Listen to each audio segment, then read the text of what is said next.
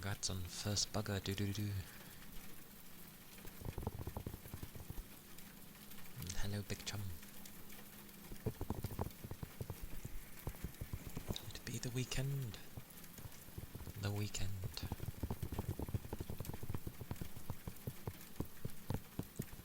Already.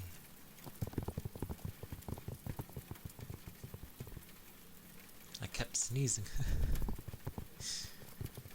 Just before starting.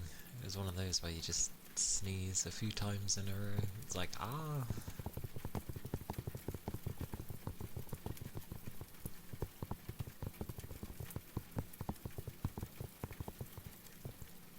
Hope everybody got some decent rest.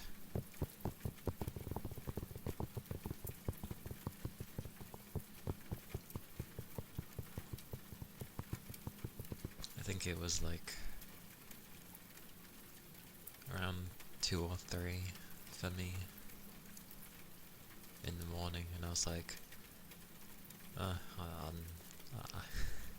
just wanted to rest. I was trying to listen to stuff and I was there and I was like, oh.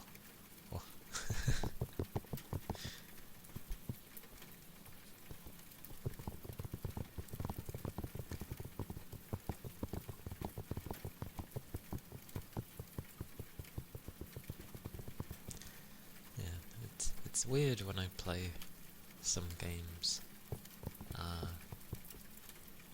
because my cooler doesn't like going above 60, which is fairly common for anyone's thing if you're having things run at near enough max.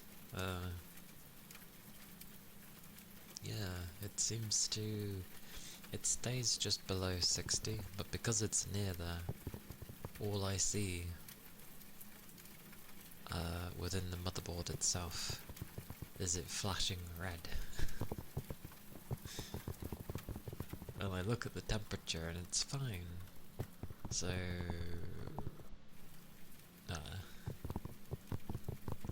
it's done that for a long while though.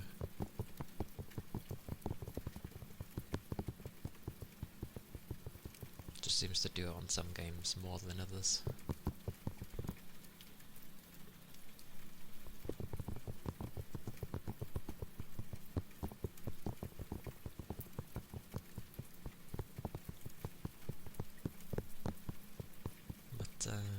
Yeah, was sort of watching things towards the early morning, and then I was like, I'm tired. So I get into bed, and I was winding down, I guess. I usually just listen to things that are calming. And then even then, I was like, I'm tired. So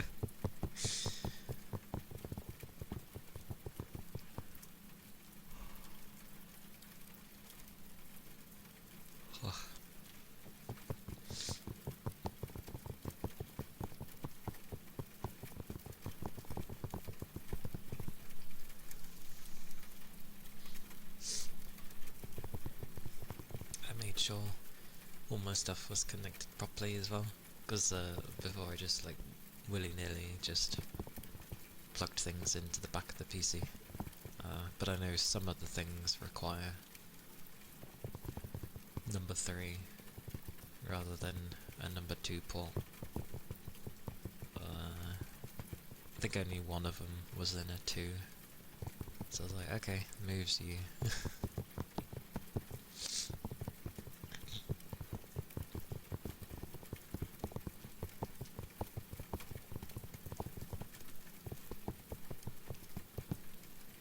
But yeah.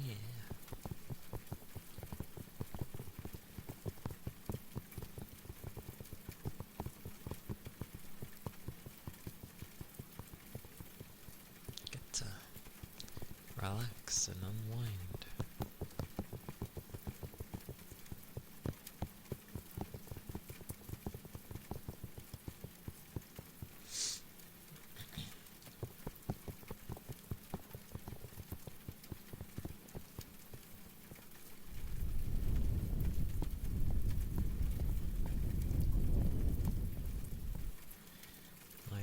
was seeing how the audio was for yesterday when I was going through the VOD. It seems okay on some sounds, but it is on the quieter side, I'd say. So maybe I'll turn it up ever so slightly next time. But it still can be heard plenty.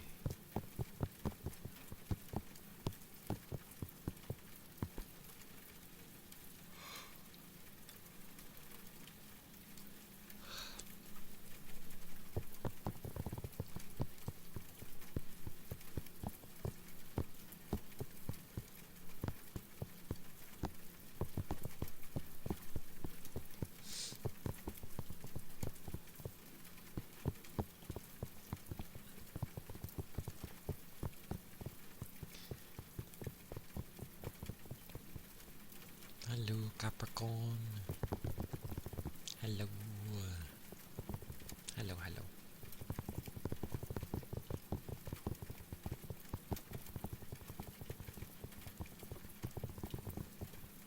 Hope you've been doing okay.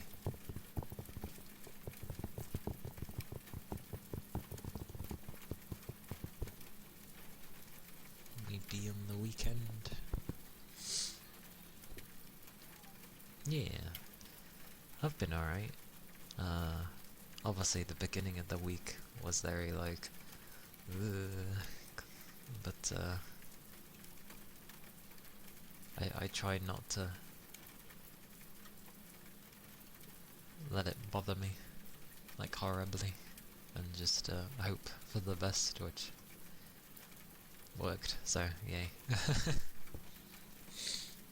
But you found an old video.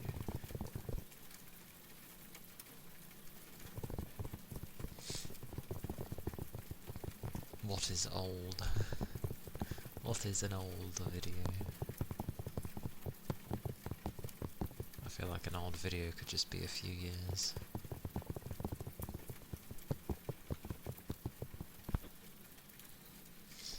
The same as you was. I see. From the 60s. Now that's an age. Very different times back then.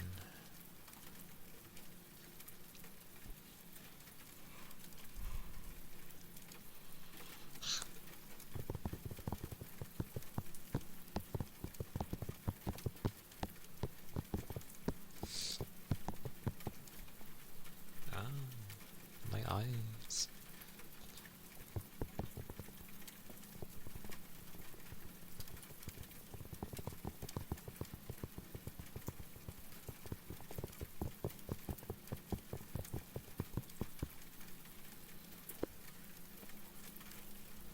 Ah, yeah.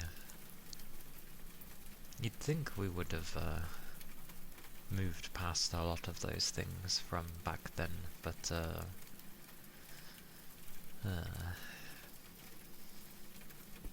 you know, I'm pretty sure humanity seems to operate in a one step forward, two steps back, almost. Feels that way.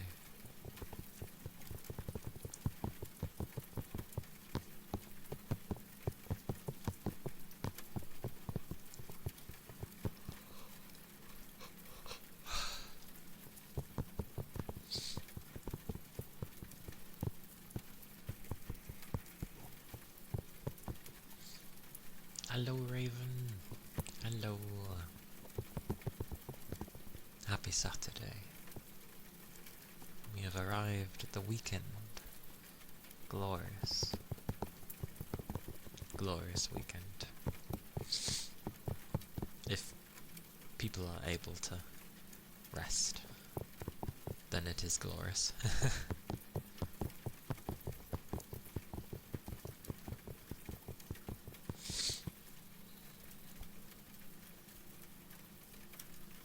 That sounds about right, to be fair.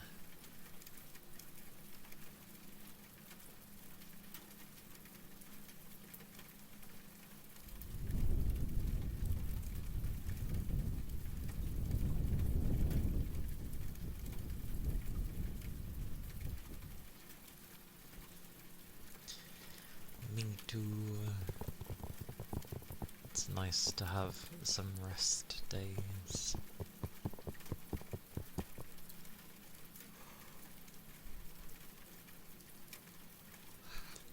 If I didn't have them, I'd be just even more knackered than I usually am.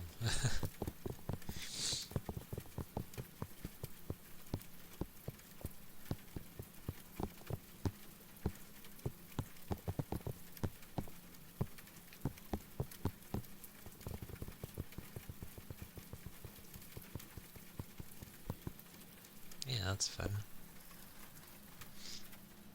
I've always grown up with a mix of people, so everybody's what they are to me.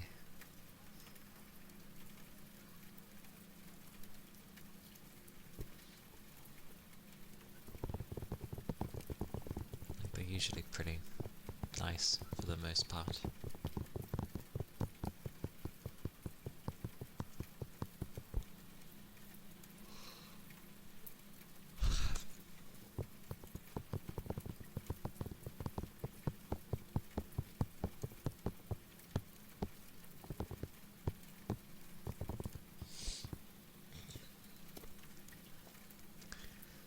Oh, it's one of those where I'm pretty sure I could probably lay down still and relax. I know some people have done it where they just lay down while they do ASMR, which isn't a bad idea. Just keep the stuff around you. I don't think my cables are long enough for that though, even though it's not too far.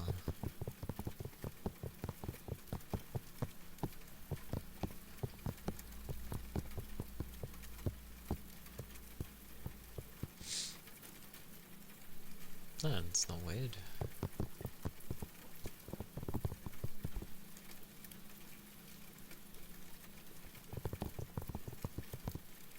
It's good to be happy to be who and what you are.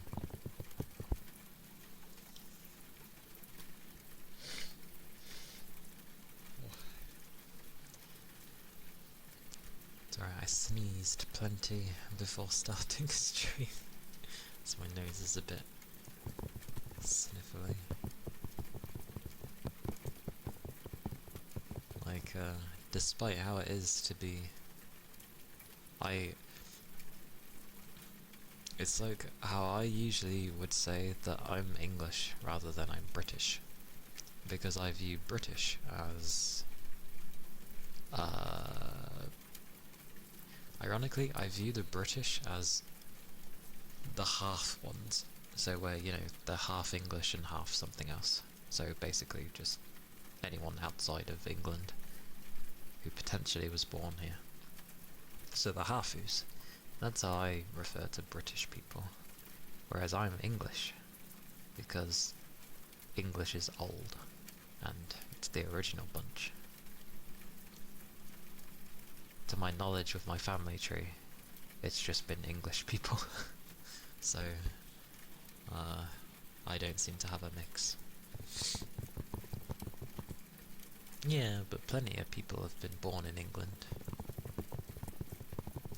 I just don't have any half, like, there's no little bit of Irish or little bit of Scottish, Welsh, or any of the other buggers, so any European country, like, there's no mix of that. I'm sure I've got a mix somewhere, because obviously if you look at England's history, we were invaded a lot, so we're a mix of things anyway. Yeah. Oh, the thing with Americans is they're everything anyway. Like, there's just a bit of everything in America.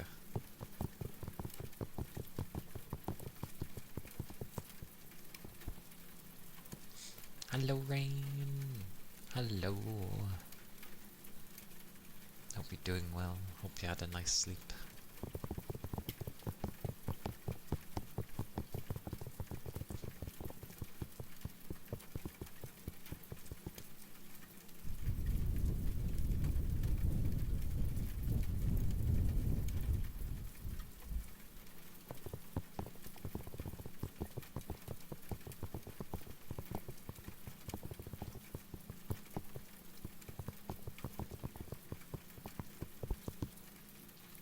Yeah, it's a good mixture.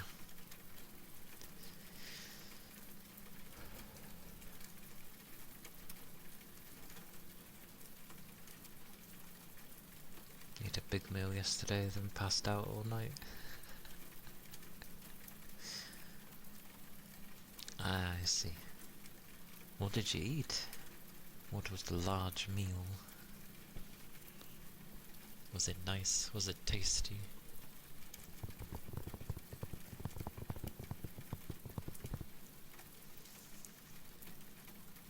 Spain and Japan. Ah, Spain.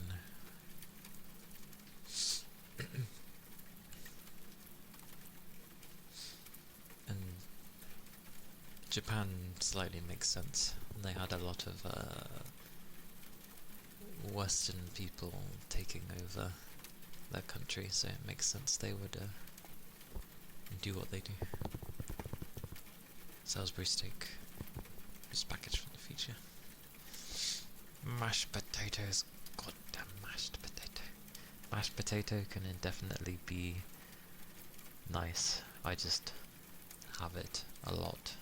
So, that it is nice. And yay for stuffing. I didn't like stuffing until I got, like, a bit older. But, I like stuffing. Stuffing's nice. Nice? Nice.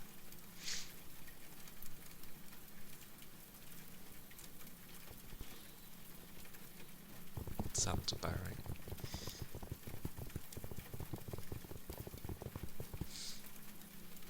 Yeah, a lot of the past of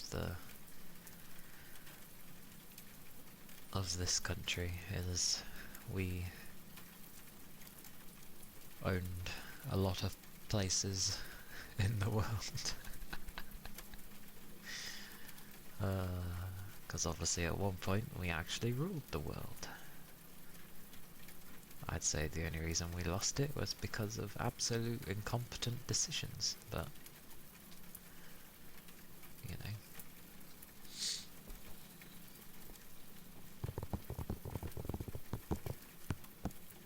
I suppose it's no different from now. Ha ha ha ha ha.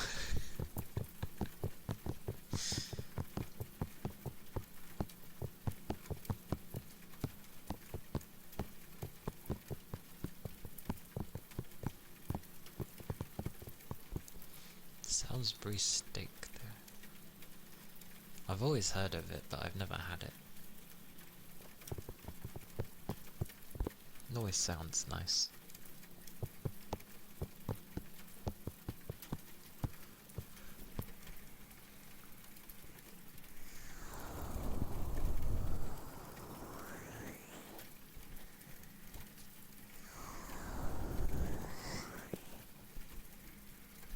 Thank you for the head pats.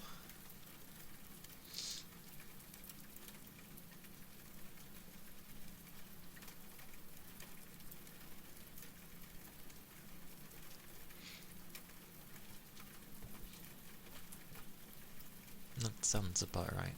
I could believe with the Western pop, hence why they have groups, you know, boy bands, girl bands, that sort of thing. Except they stuck with it, whereas we didn't.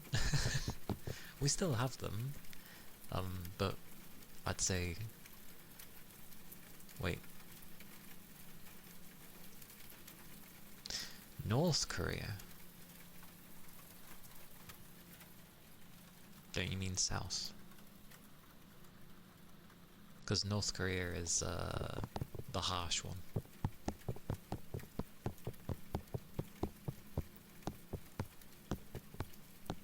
And if it is North Korea, then I don't know, because I've never looked into their stuff.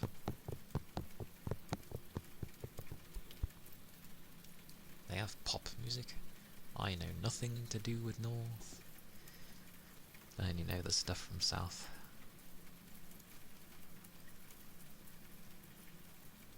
Propaganda based. Well, yeah, they are a communist country, so.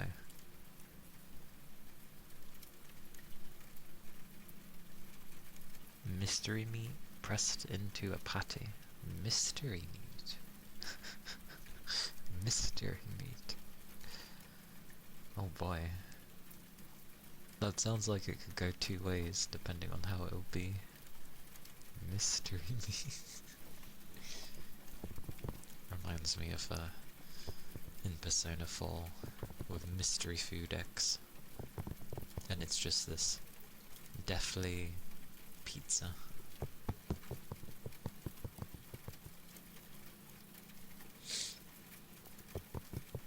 Okay.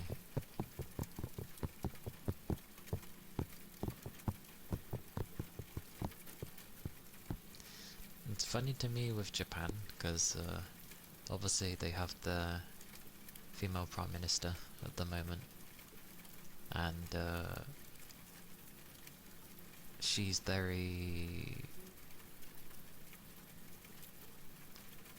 not very fond of foreigners, put it that way.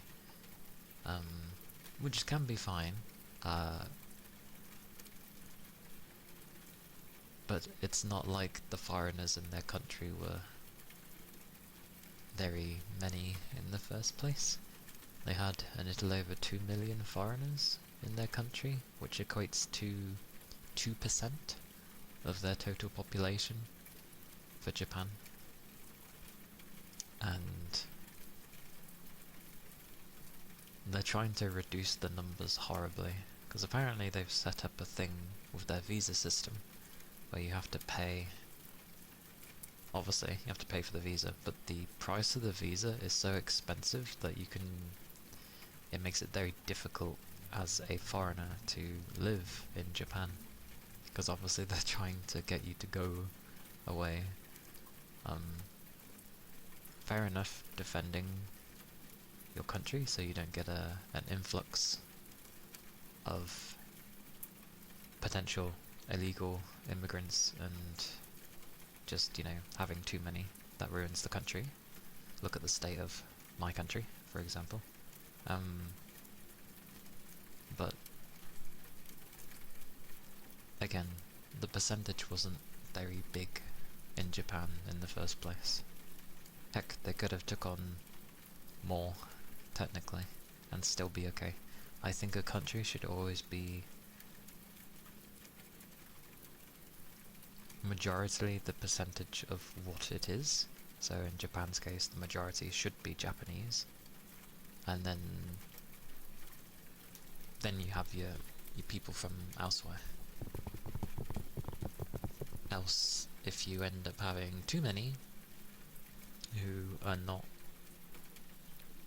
them, you get what is happening with my country, where they slowly start taking over, and it ends up not really becoming an English country anymore. And this runs into some problems. Like, we have it with my work, where we hire a great deal of Europeans, which is fine.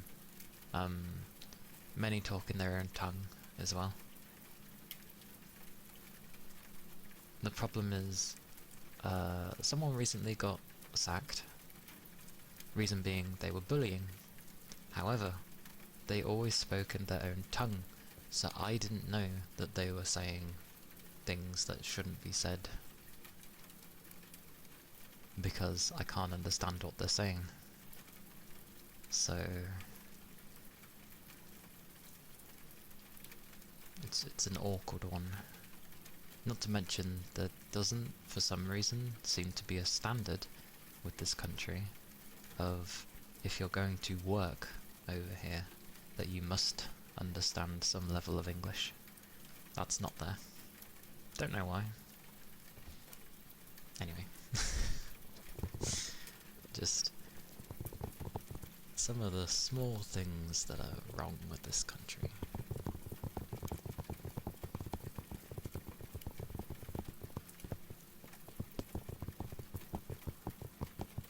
it's a good thing I'm not in charge of the illegal boats. Because the easiest way to deal with those is to not even let them reach our shores. But that would be seen as inhumane. But I think it would be a fantastic deterrent for people wanting to come over here.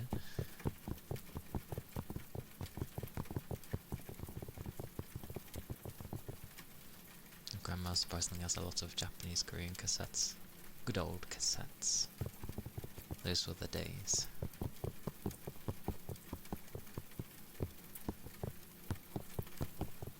Good old classics. Never get rid of them.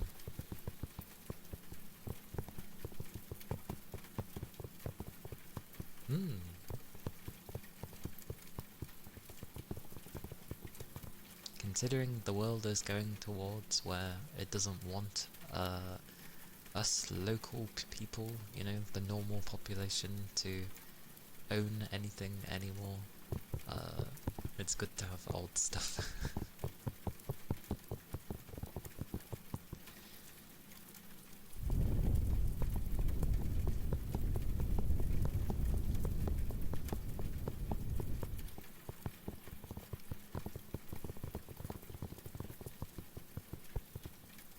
Why? I mean, probably for memories.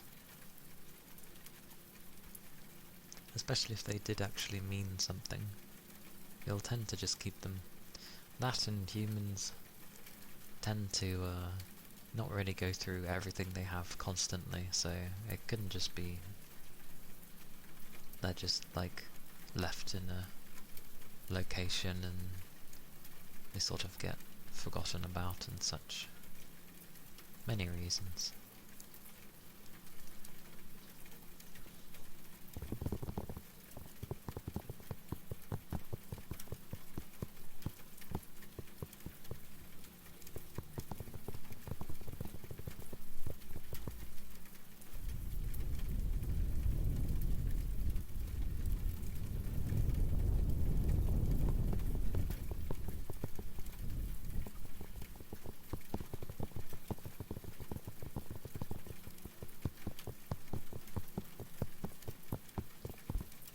What is today's temperature? I didn't think it was too hot.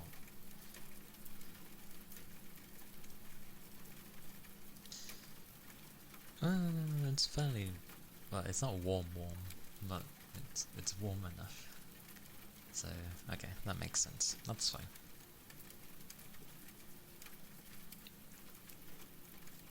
Sorry, I was trying to make sure.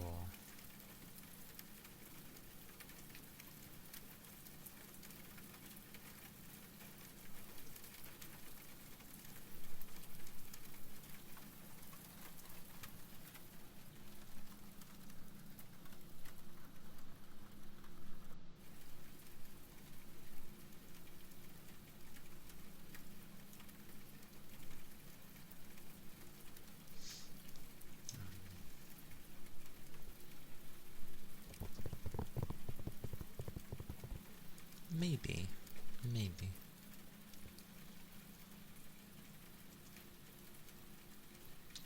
I have a cut on the back of my leg. Where did that come from?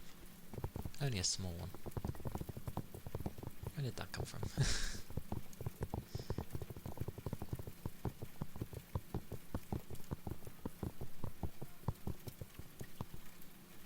I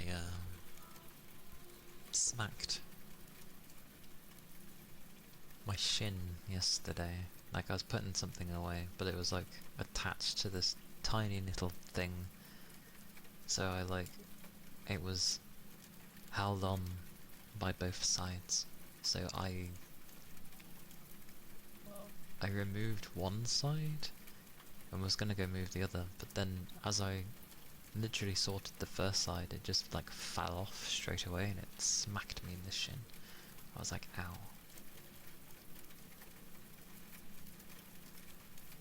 Do I live in Japan? No.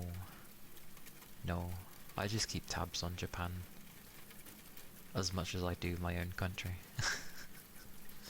Because I like Japan. But I make sure to not only look at the bits I do like with Japan, I make sure to look at all of it.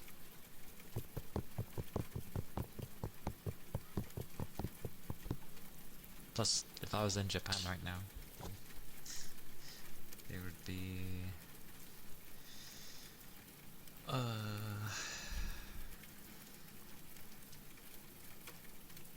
the night.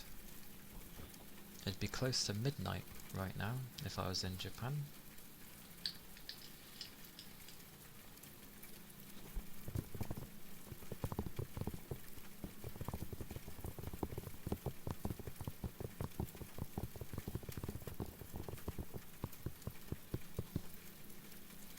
But I do want to visit at some stage. That, and I promised my nan when she passed. Mainly to try and force myself to make sure that I don't never go to Japan, because I know what I can be like. So it's like, oh, if I make a promise, then I kind of have to. She used to work in Japan. Oh, cool. I wonder how that was for her, especially back in the day. Because Japan can be pretty harsh for the ladies.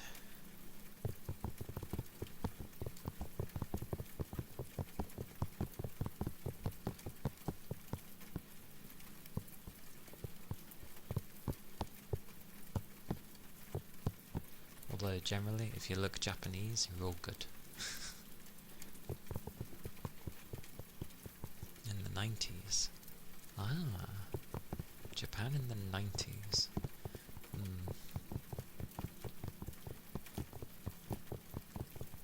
Interesting. Because the 80s would have been like the golden era. It's where everybody got loads of money, and instead of people spending wisely and investing, everyone just kind of fulfilled their dreams. And that's when, you know, things started to go wrong.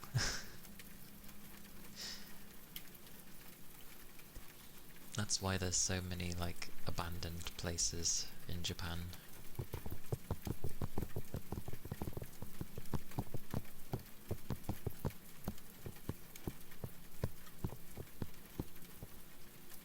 She looks beautiful. Why? Good.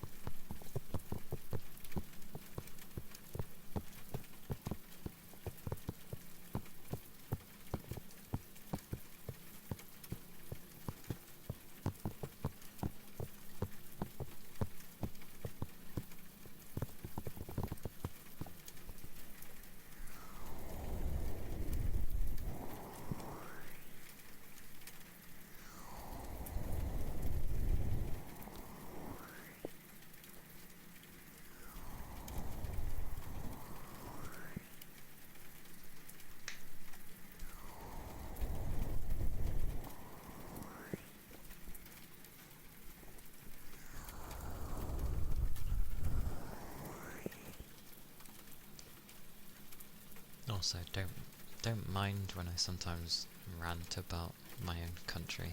It's just, there's a lot of annoyances, that's all.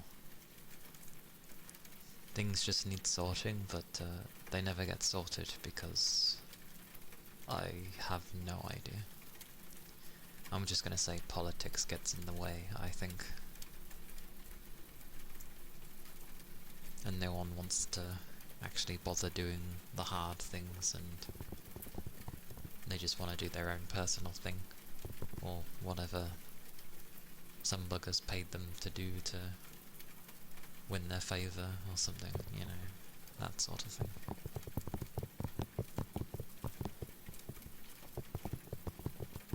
Because I think the general consensus in this country tends to go like,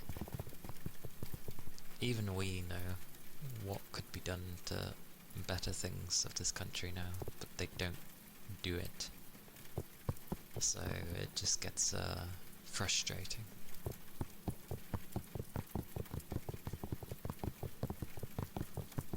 And also, obviously, I'm fine with no matter where people are from.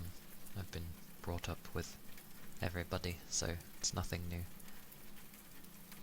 Again, it's just an annoyance when you come to work over here and then you don't even bother to learn the language. It's just like, it's like if I wanted to work in Japan, but I didn't bother learning the language. Like, you should at least have a basic grasp, because then you can improve. At least. That's all I was thinking.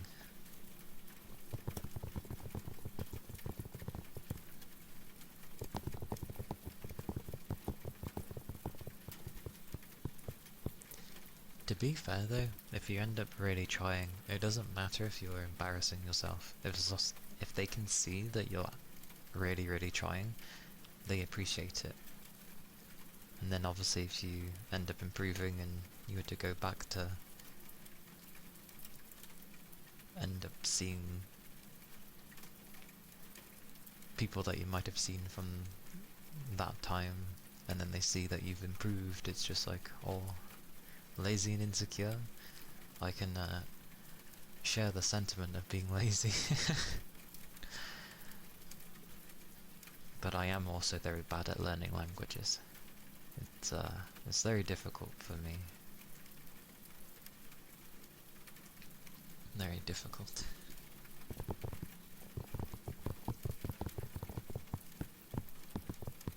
Like, I feel like if you're in one of the Asian countries already, and then you're sort of trying to learn Japanese, like you already know English and you know your native, and then you go to learn Japanese, potentially you might have some similarities with like some of the Japanese language, and I'm just like, it's no wonder that you can end up just learning the language by watching certain things like dramas or certain shows and even anime to a degree, because there's some similarities there already, so it's just like, oh, extension basically, whereas it's nothing like that over here. It's just English. Some places it's better to speak broken local language than English, like France.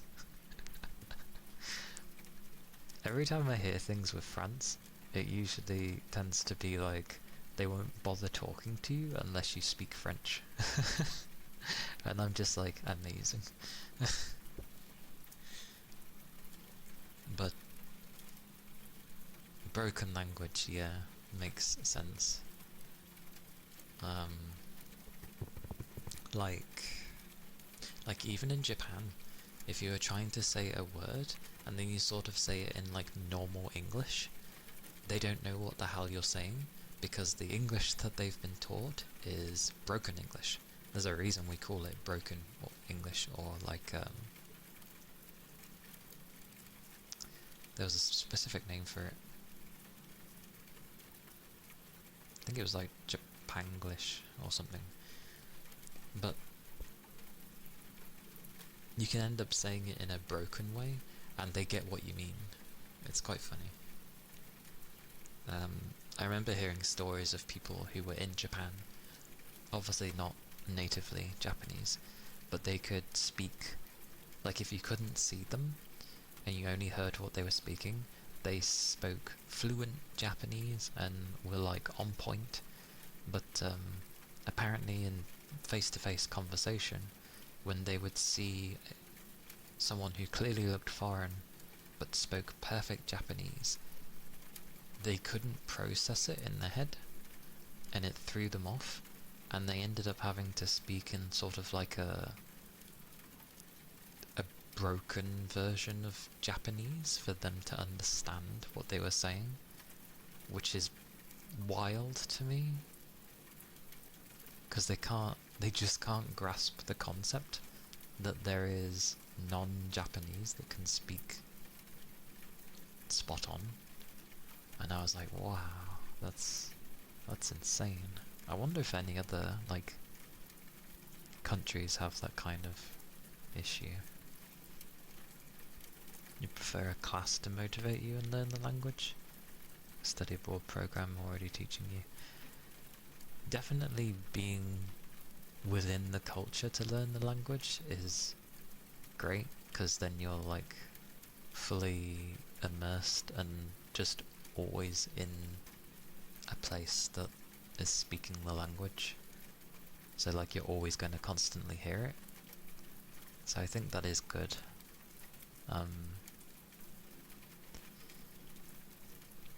I definitely would benefit more of like a one-to-one rather than a class. I've never done well in classes, but one-to-ones have always been like better for me.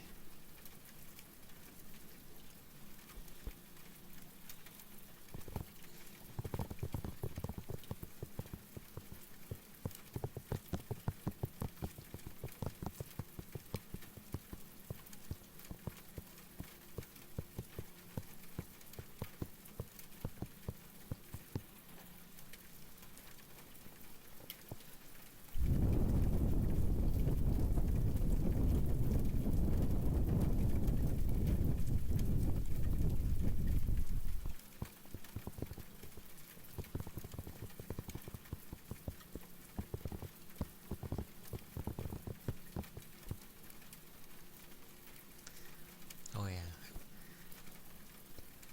In randomness, to do with games and such, I am the type that likes to learn everything, especially in one playthrough. But Gothic 1, the remake, is very faithful to the first game, so it's pretty much the first game, just with maybe some quality of life changes and a few other things. But you can't learn everything, even if you were to like, because the only way you get experience is by killing things, essentially, and there's only a finite amount of things that it spawns within the game. It doesn't necessarily respawn things in continuously. When you move to new chapters, it may spawn certain types of things in, but otherwise, once things are dead, they're dead. And yeah, people who did like a full playthrough were like, you literally just about have enough experience to get most things, but certainly not to max out everything, because I think they were like, to get everything in the game you'd need like 700 or something points, because you get 10 points every level up, and yeah, you need 700 and something to get everything, but one playthrough will get you, I think they said like 400 and something. Actually, you can make it to level 40 something, so I think it's like 400 and something. So you can't even get anywhere near the total amount you'd need. And I mean, it does warrant different playthroughs, because the structure of the game ends up being, you have 3 factions, different stories, you have to go into one of them, so I get it. It seems to be like one of them's like mainly for strength and melee based stuff, another one is your sneaky stealth, bow and arrow kind of thing, with a bit of magic. Same as the first one, you get magic in there as well. Yeah, so first one will be like focus on melee with fire magic. The middle one is quicker things, bow, sneaking, that side of things, water magic, and then the third one is a hybrid, apparently, of things, like a spell sword. So, yeah, your sword having different attributes on it, and then also having magic as well. Honestly, that third one sounds better, but it's with really kooky people, like they're a cult. They're a cult, and they want you to... It's one of those where they want you to take, like, mushrooms and such, and effectively drugs, to hallucinate into potentially seeing this god. And I'm like, oh, they're one of those? Okay.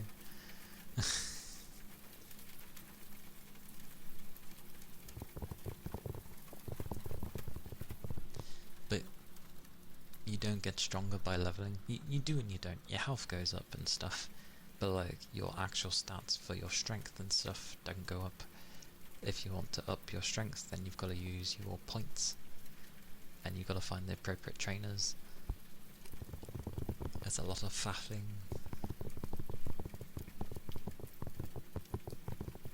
It is cool, but I just like having everything, and being limited sucks for me.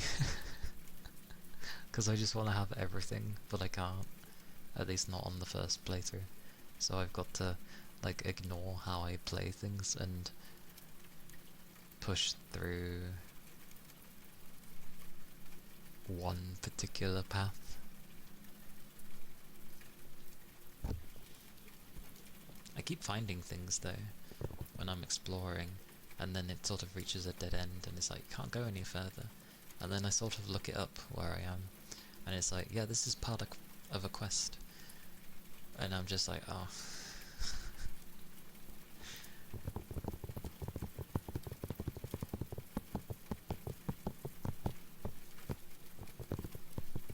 It is a cool game though. It is pretty damn interesting. Because I don't really know what I'm doing though, progression is so horribly slow. But I don't know what I'm doing, and I don't want to look up a guide, because I feel it ruins the experience.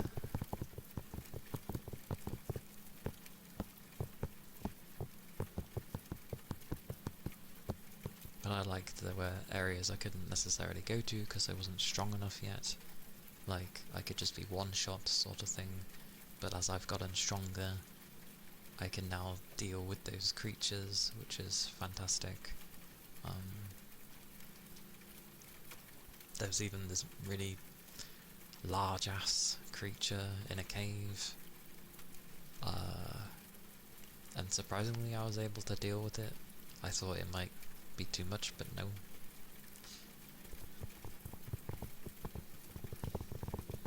And no limit on how much stuff you can hold. Everything you take, you can just hold. So I'm like, yes, good. Fantastic.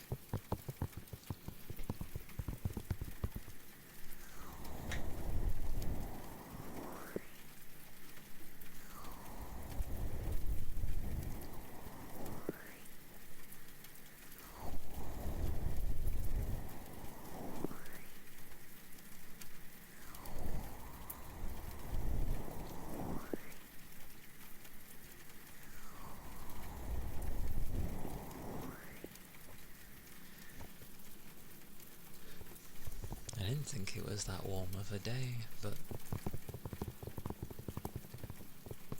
the temperature is cooling up pretty quickly, and it's not even been an hour. I'm hoping it sort of sits around a particular temperature like it did last time. I hope. If not, I might have to turn up the fans a bit. If not, it's kind of concerning because I didn't think it was that warm. But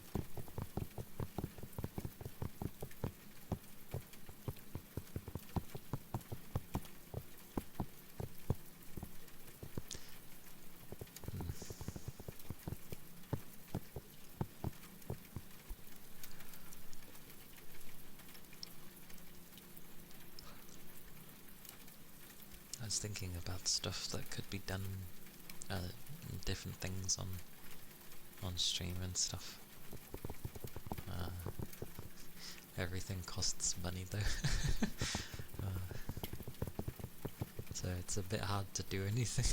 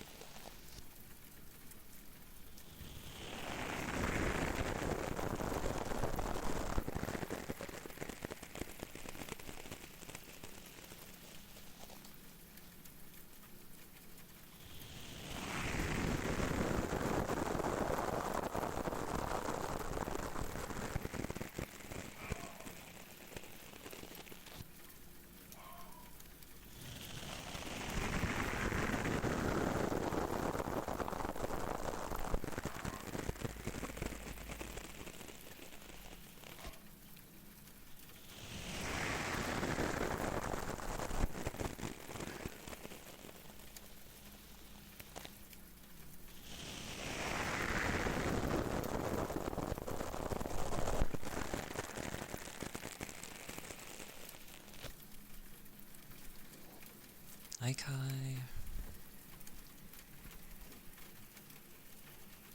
Welcome in. Hope you've been well.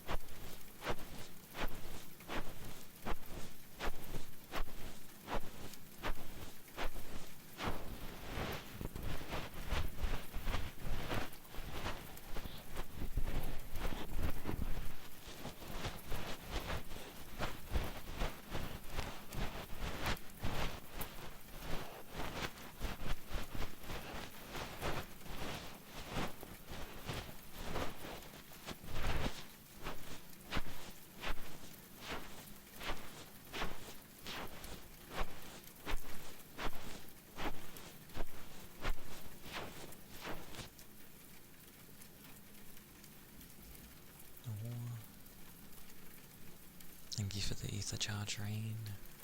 And stretch.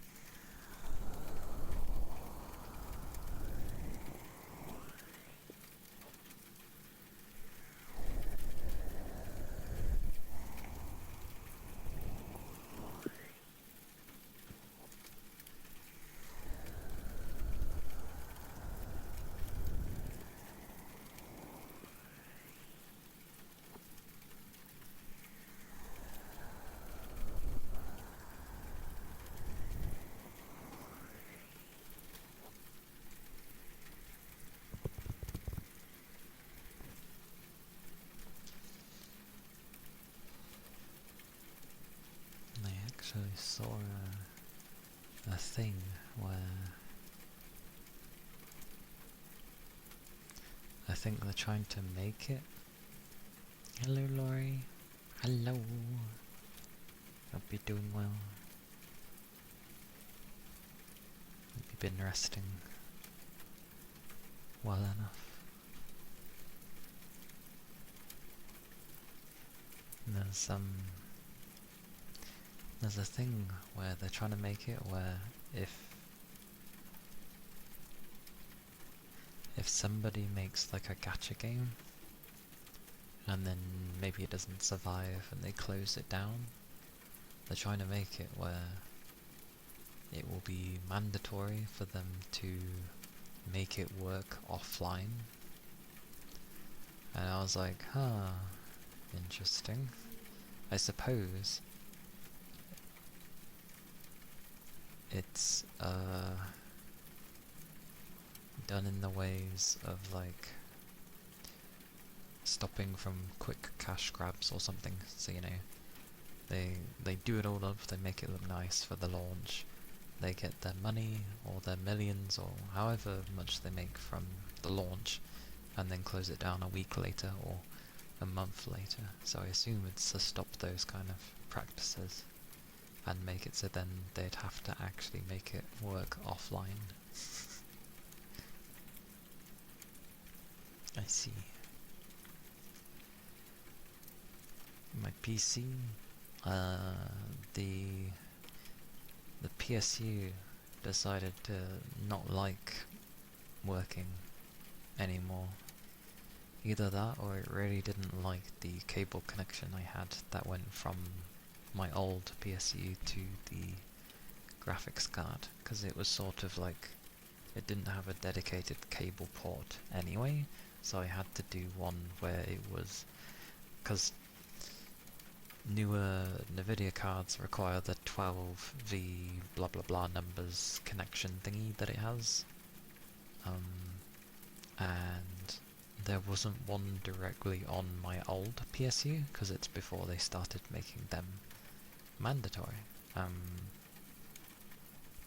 So I had to get like a split one, so it was the old connection on one end and then the 12V thingy on the other, but it still didn't work like that. It kind of doesn't exist. So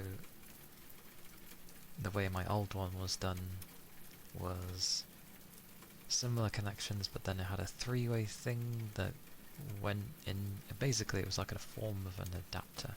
It took three of those things to go into these, what would essentially be the 12V socket thing. But I also did the horrendous thing of I didn't have three on the one that it has on my old one, and I had to daisy chain one of them, which you are told not to, because it technically takes the power from one of them and is giving it to the other one, and you run into power issues then. However, I undervolted my graphics card when I got it, so I think that's why it's been okay for as long as it has been, because it's almost been a year. So I assume at some point my PC's just ended up needing a bit more power than it otherwise could give, because my old power supply was an 850 watt thingy, which isn't recommended for a 5080 anyway. But yeah, it decided to go kablooey, so I got a new PSU that has more power this time. It's 1000 watt, so it is the recommended for my type of card.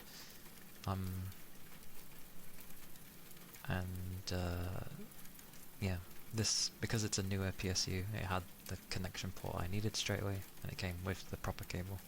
So I used that, and it's, yeah, we are where we are now, so it is good. That was a very long-winded explanation, but I just wanted to properly explain it.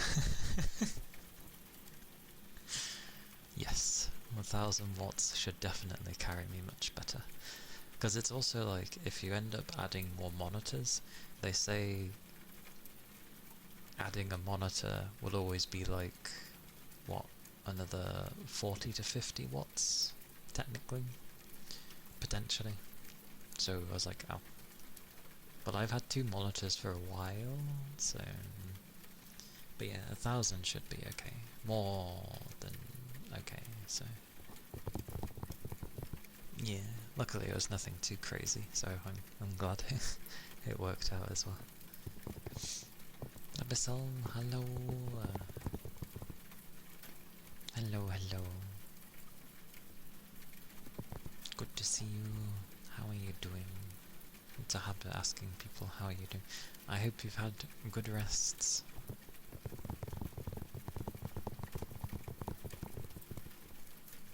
In the land of our beds. I like my sleep, so yeah. But yeah, I'm glad it's behaving now. Just wanted that extra power. Going to make lunch. Okie dokie. Tasty lunch. Can't go wrong with some lunch.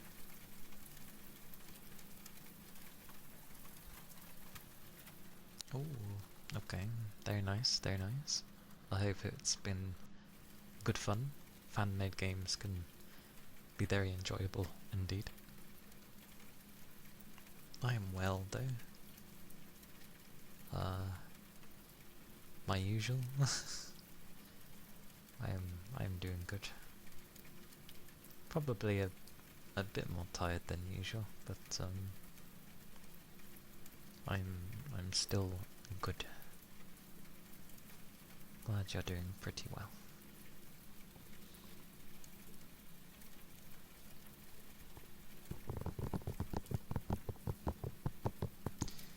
You should hear my PC though when I first boot it up. I mean, it's usually somewhat quiet anyway before I play games, obviously, but there was very minimal noise. I didn't realise my other PSU was a bit louder, because it wasn't geared towards being quiet. This one's a bit more structured and trying to be quiet. Hang on, how is it now?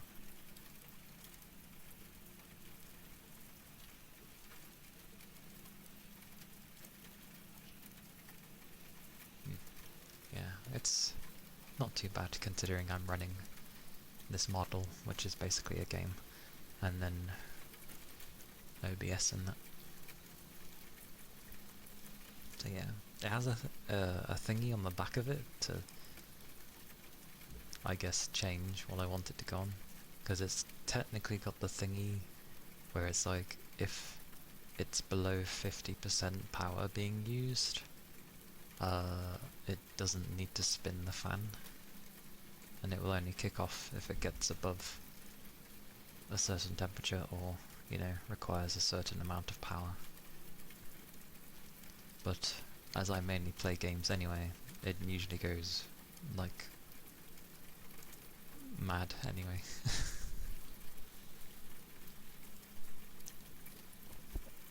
An open world, full scale Domino City kind of place. Domino City? Domino City. As long as the bugs are never game breaking or breaking in some horrendous way, then that's fine. Bugs can be funny as well, so.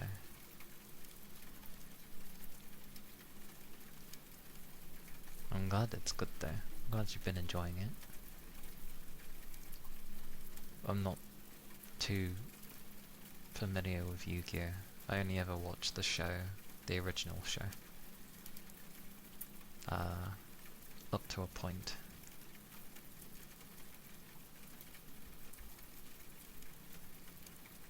Ah, so that's the name of the city. Okay. The main things I remember is just the whole stuff to do with Pegasus, which I know is the very beginning, but that's mainly what I remember. And then some odd things happening in the city, but that's about it. It's also been a long while.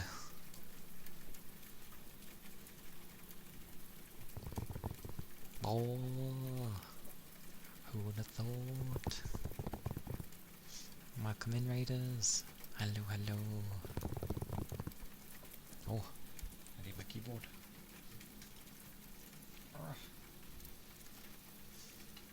Grabs my keyboard. Oh. Thank you, Rain. Dreamin', hello. My word. Unexpected, but welcome in. Welcome in, everybody. I'm Kaliakana. I'm a nine-tailed VTuber fox, and I do ASMR as well as some gaming. I hope you're doing well. Hello. Hello. Oh. I hope you had a good stream. Oh. Thank you. Thank you for the follow. Thank you kindly. I would say, oh, I'll do the same back, but I'm already following you, so... Now and again I like to lurk though. It was lovely? Yeah. Good to hear. How am I? I'm good. I am a little bit tired from my busy week, but otherwise I'm doing good. I'm well. And I've had a bath today, so happy days. I always feel good after a bath.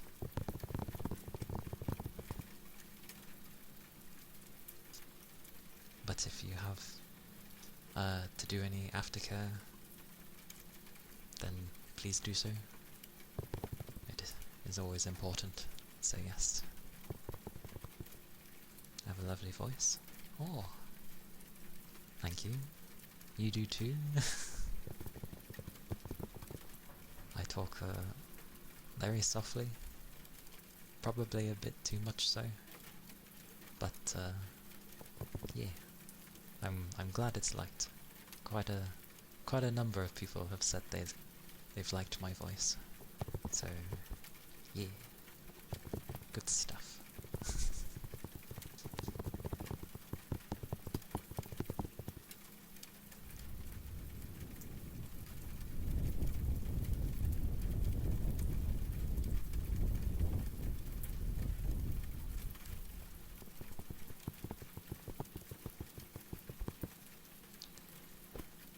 It fits.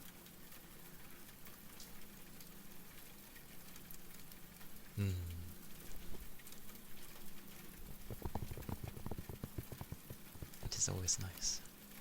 Oh yes, I should also say hello to everyone else that at least spoke. My habits of that. Yates, welcome in. And Von, welcome in. Hope you're all doing good. And luckily, it's not too warm today. Praise be.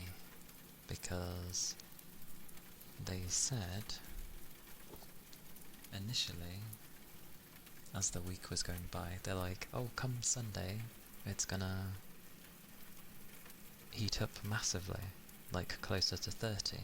But then it rained a lot, and it disappeared, and now they're like, oh, it's just staying down by the 20s. It's like, sure. Sure. It's fine with me though. Lord knows we don't need 30 and above, because it starts getting sticky with that kind of weather.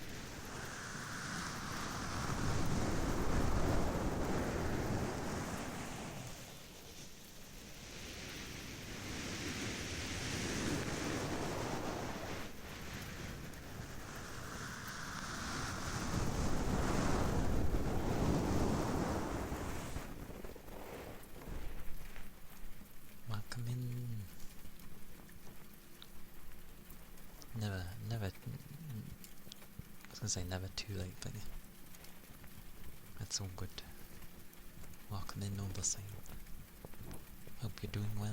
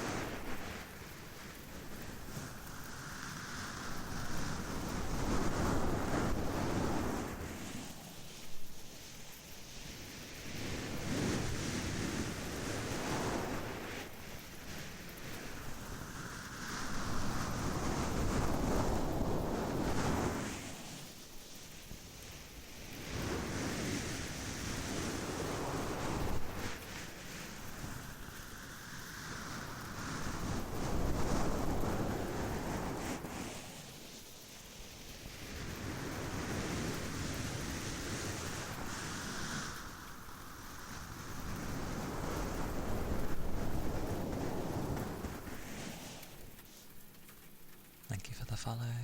Thank you kindly.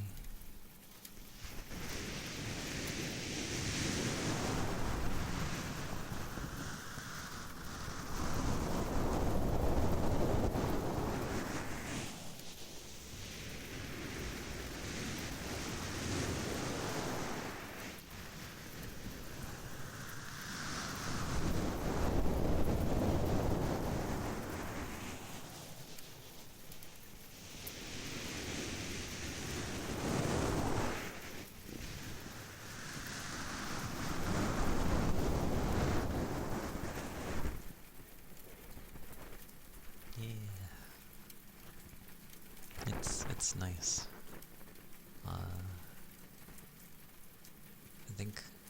I know I have 2 of them. I can't remember if I have a 3rd one.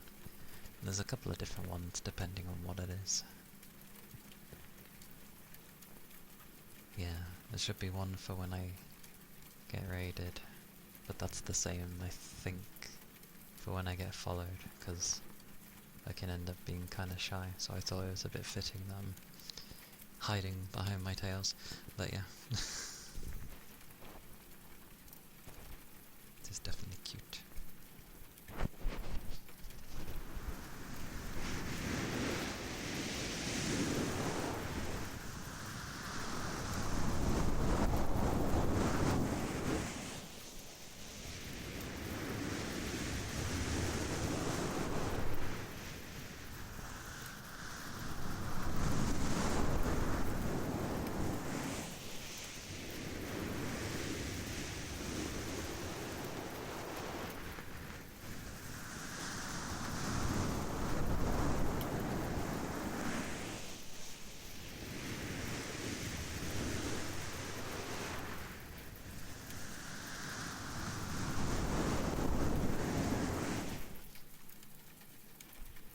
Ironically, my brain remembered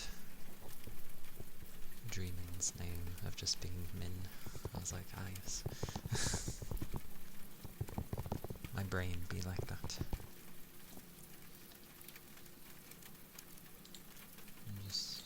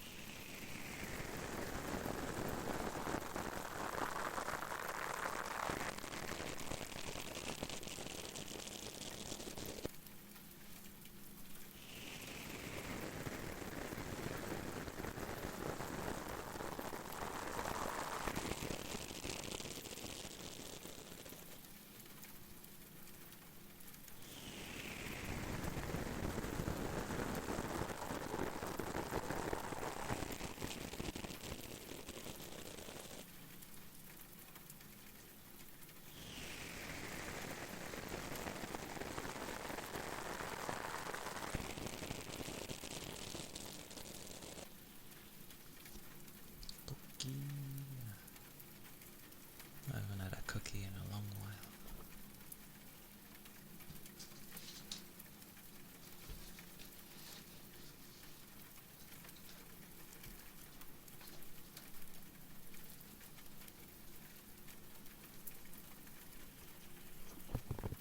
And do some clanging globes.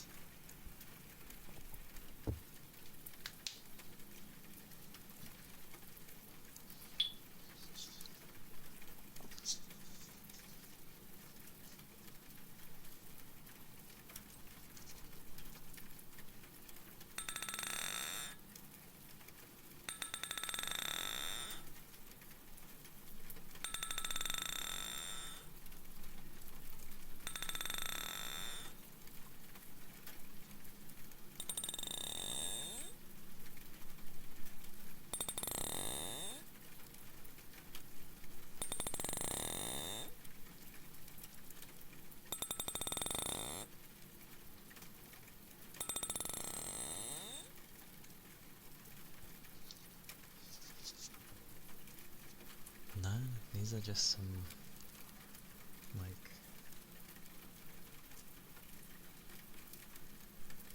they're just some glass globes with some water inside. That's why they make that kind of noise.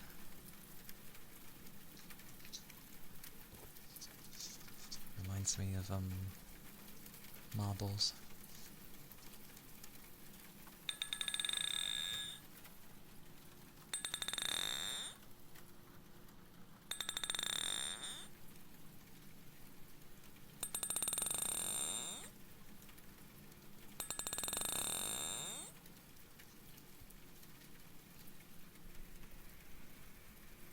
Yes. Quite British. And don't mind. There's never weird. Like, as long as it's not rude, like, it's never weird to be weird.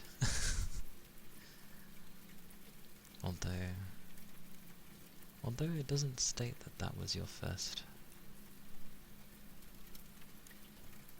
message, but things have messed up before, so it wouldn't surprise me.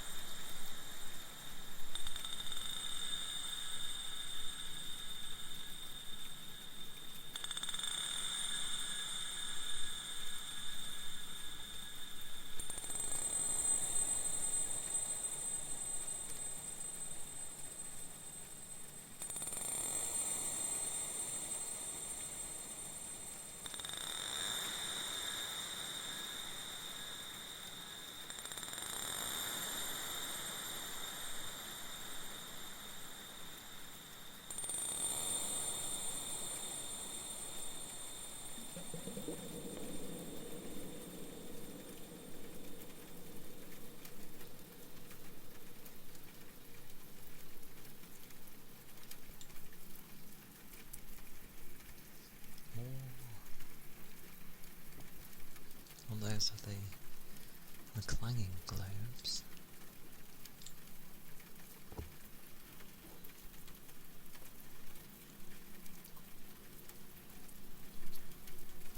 Good old Twitch being weird.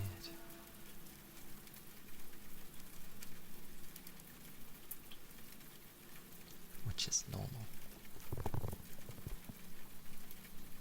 Now, a whisper name for bread. It's something about bread, but yeah.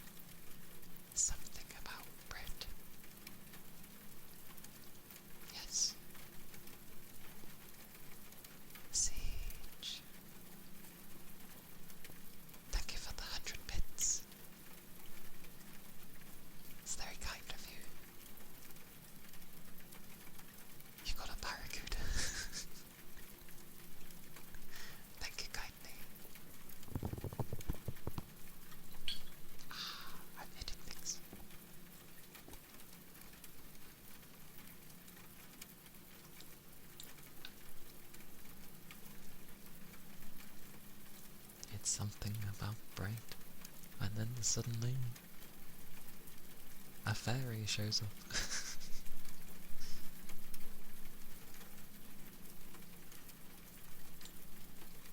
Let me grab your name. Bread is now in my head. That's amusing.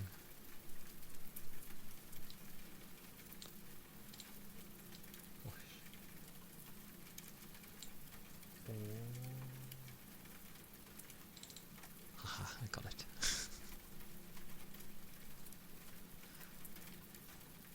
Now to bring up half my menus. Click, click, click. Oh, and the other one. Click.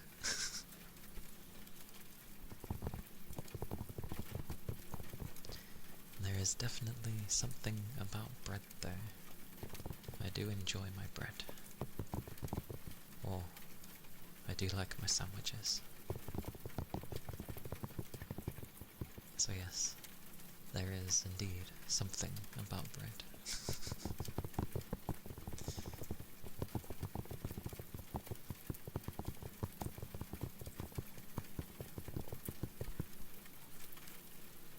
But yes. Thank you. Thank you again, Siege. It is always very, very generous of you.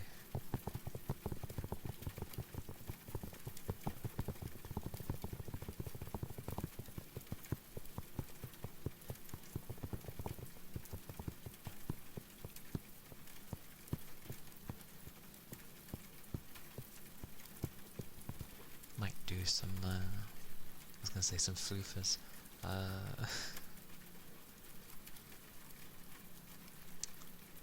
The name's gone out of my head.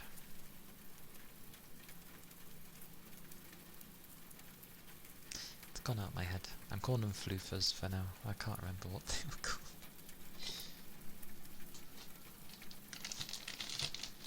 My brain is having a moment.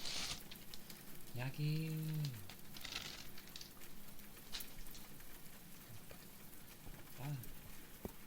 Thank you for the headpats.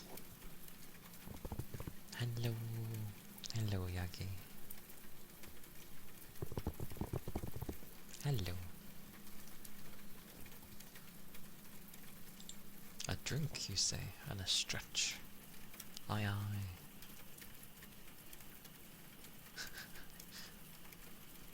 You know when your brain just has those moments and it just can't, for the life of it, remember what it's called, even though you've used the word a lot of times. The Saturday goes well. It goes nicely.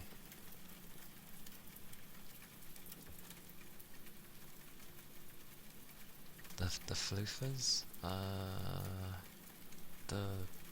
the crinkly things,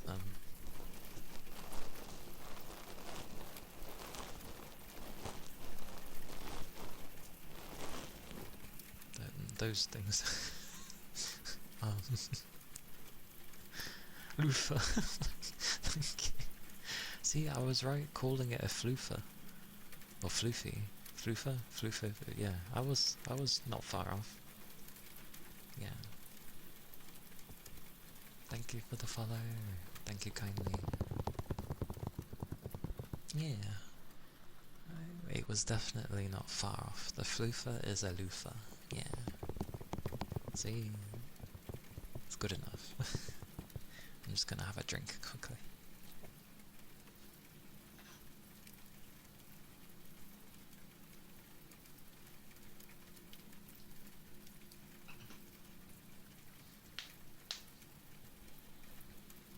But no, it's been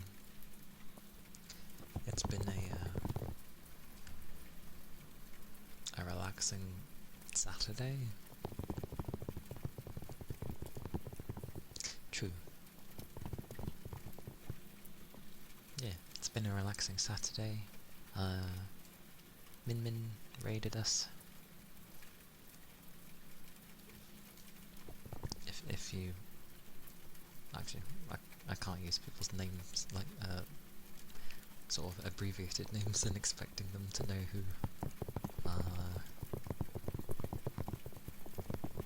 Yes. Yeah. Dreamin raided us, which was, very sweet. It's alright, my brain was everywhere anyway. Initial raid, I'm just like, oh, I recognize that name. And then I was doing stuff, and then my brain remembered how to actually refer to. You call them Min as well?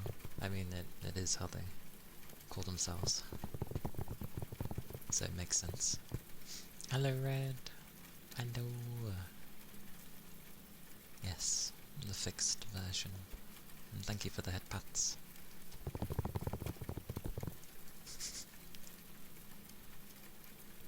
Did you raid yet? Yes, you did. You came in late, remember? Or did you? Oh no, now I'm forgetting. I think you came in late.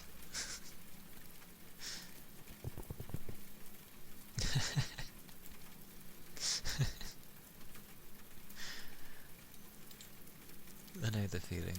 I get the same.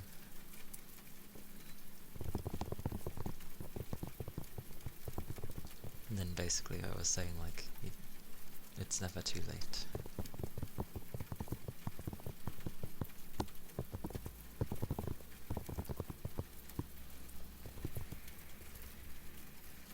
But yes, I hope the weather isn't too bad, Yagi.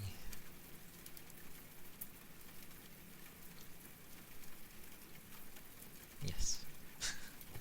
I see. Yeah, because now and again I watch.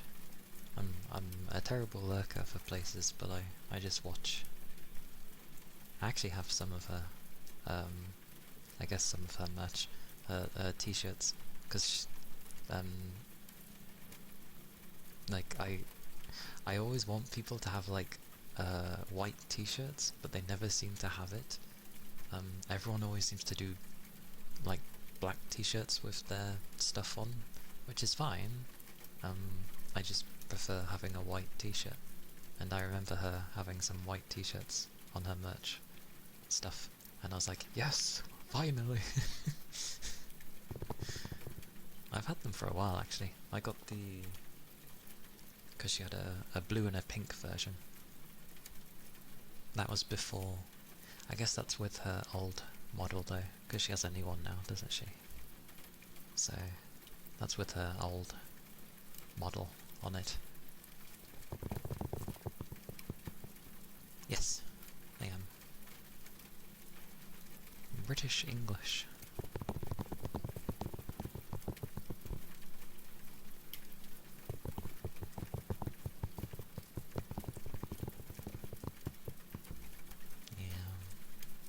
Yeah, her new one's different from her old one. Indeed we are.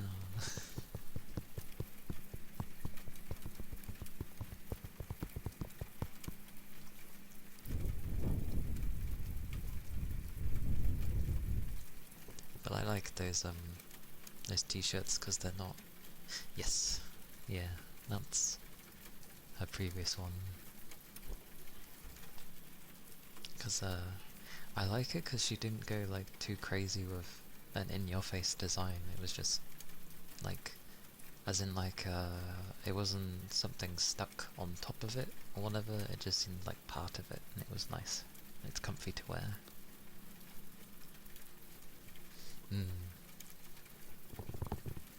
Yeah, she switched a while ago.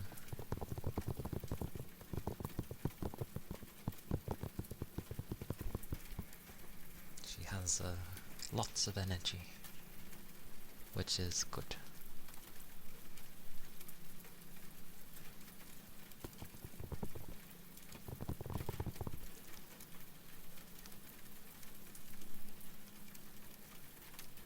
My energy tends to be more, it's something. It's certainly something.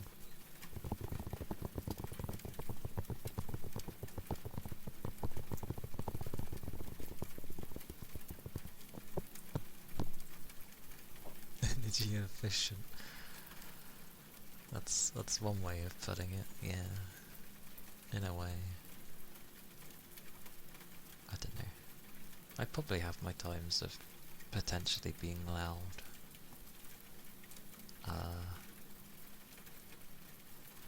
Maybe when I've been off work, I tend to be a bit more lively. A bit different for ASMR because I'm not trying to sound super energetic.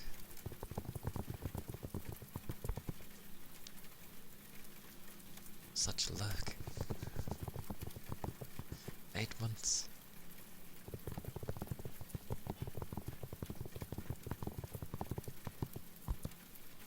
That is quite some time. Well, thank you for always lurking. I do appreciate.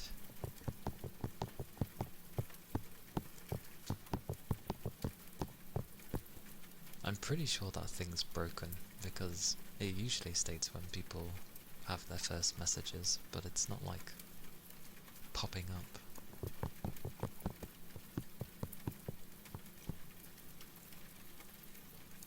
But generally I remember most people that have spoken. My memory is not the greatest, but persistence helps. But yeah, I'm glad. I appreciate the lurks. Thank you for talking today for the first time. You always leave an impression on people. I see.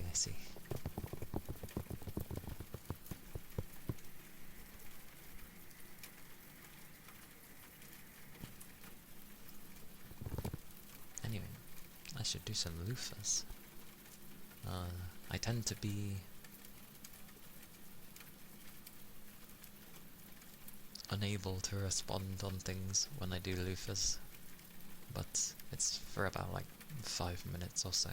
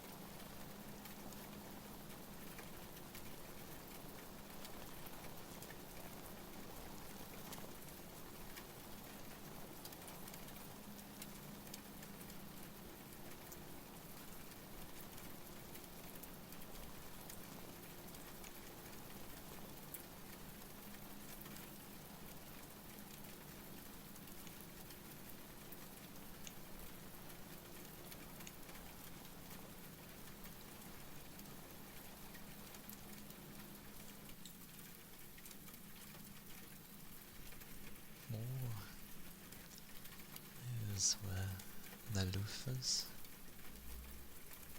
Welcome back, doo-doo-doo. Hello, Tech. Hope you're doing well. The rain stick. Oh.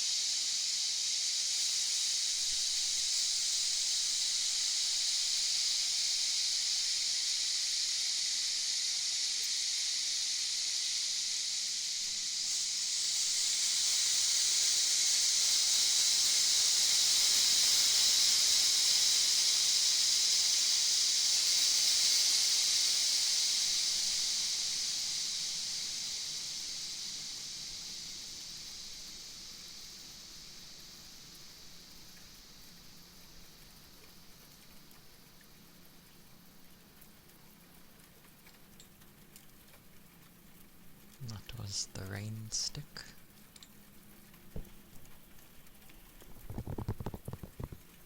You just came back from a car ride. Hopefully it was a nice ride. And thank you for the follow. Thank you kindly.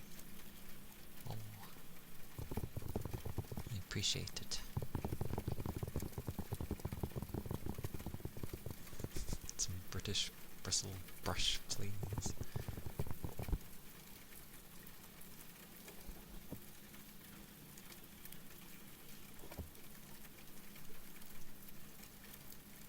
Hopefully I'm remembering it correctly.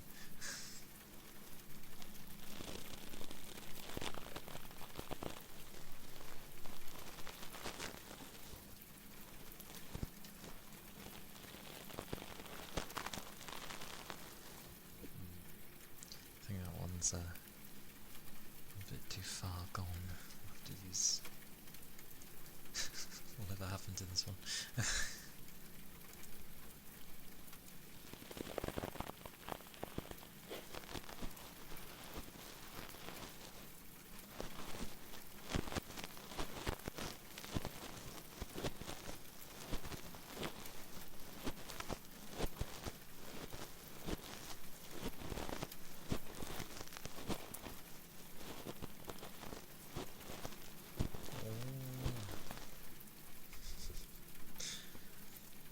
My alert is very fitting.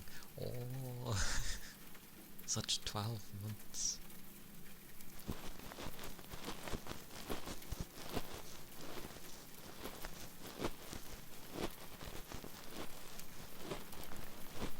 Just give me a second.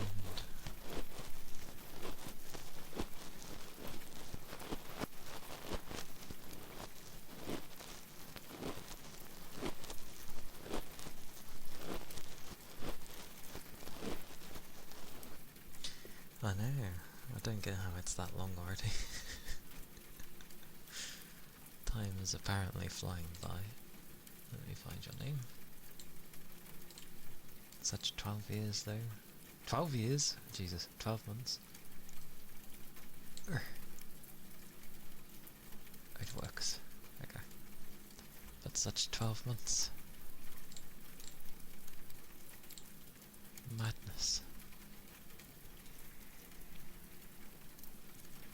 Half of the New Year's already gone. Yeah.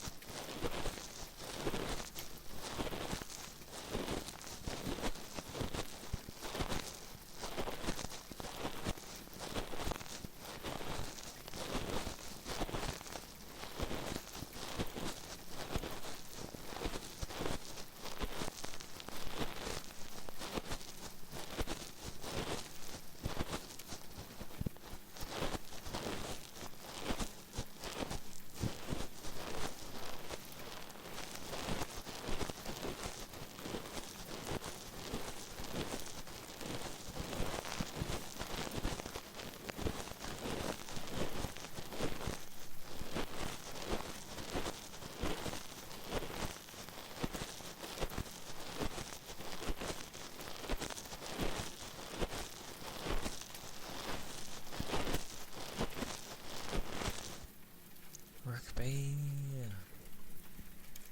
Hello, Rigby. Hello, hello. It is good to see you. Hope you've been managing to get some decent sleep.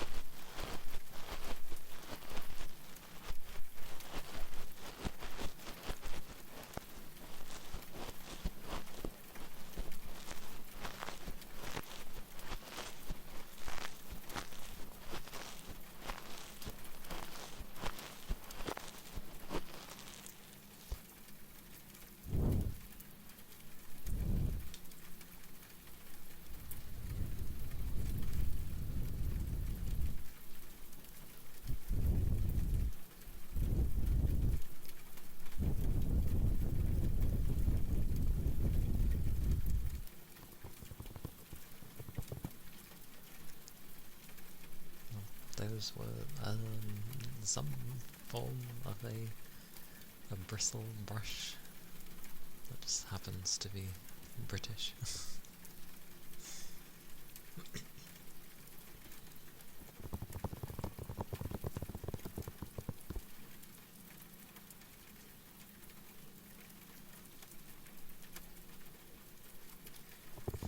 I keep seeing like the Outer Worlds 2 go on sale, but then there's a level limit, so kinda weirdly it puts me off playing.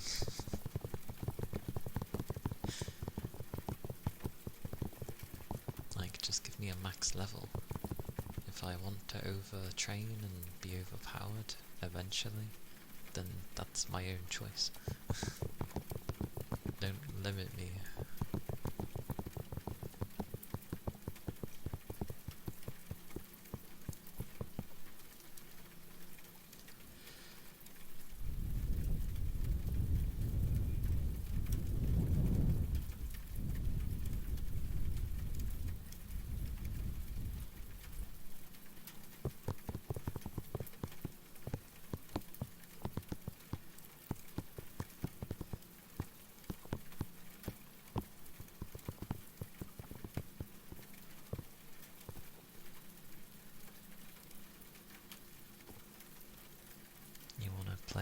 the Onimusha games? You never played 1 and 2? I mean, there's quite a few. There's... I guess there's 1, 2, there's definitely 3. Hang on, I just need to move these things because I'm gonna smack them with my elbow. You know I am. Good job.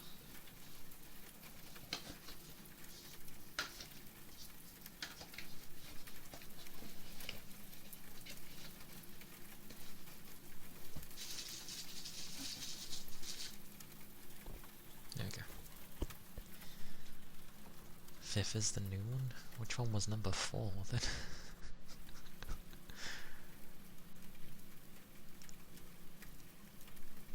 I'm glad Onimusha's come back, because it was a good game series. You know, obviously different from Devil May Cry, but it's around that time period. And they both brought about their own things. And yeah, Devil May Cry thrives still, luckily. Whereas Onimusha got kind of left alone for a really long time. But I'm glad they brought it back, and they've showed things where it looks like, in a sense, like what I'm going to class as enhanced parrying, which is cool. Inspired from Resident Evil when it first launched? Yes. The first bunch of Onimusha were very much basically just Resident Evil, but samurai, basically.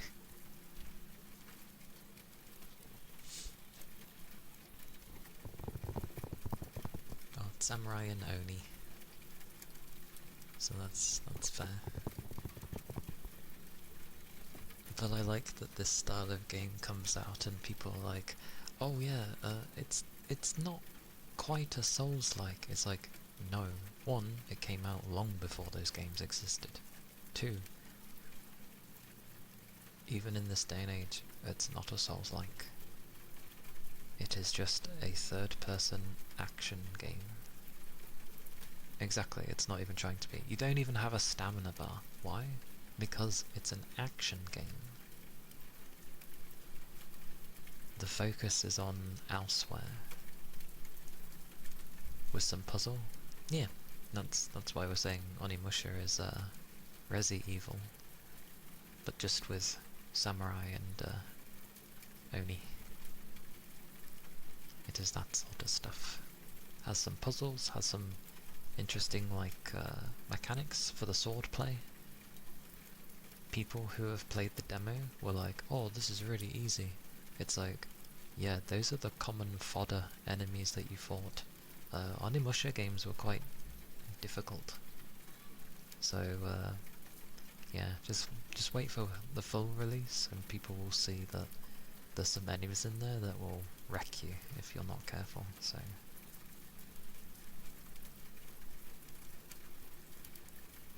And the boss fights will certainly be a thing.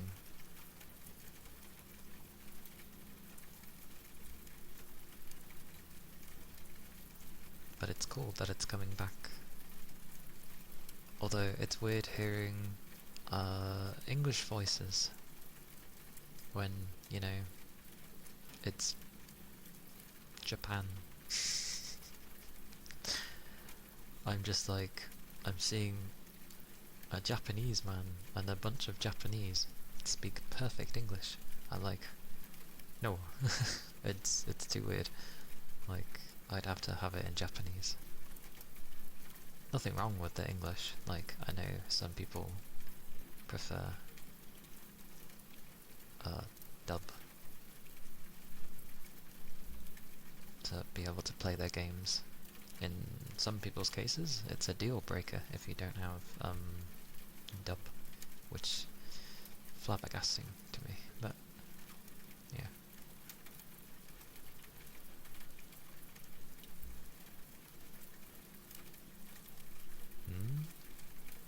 You got the physical for the third part in English?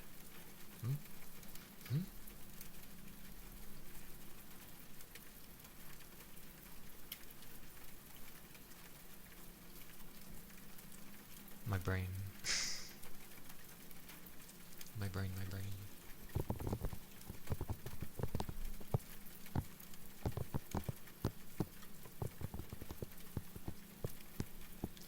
It always made me laugh actually, how take the Xenoblade Chronicles games,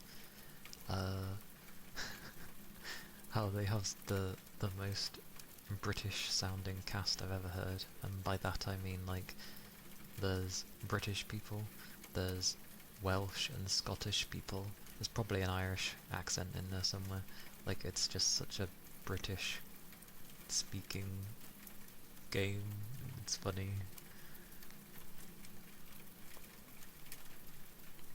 Dad brought a CD for the game, the third game in the series.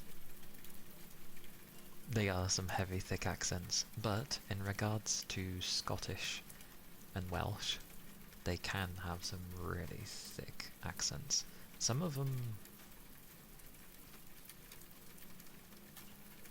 I'm trying to remember if any of them are like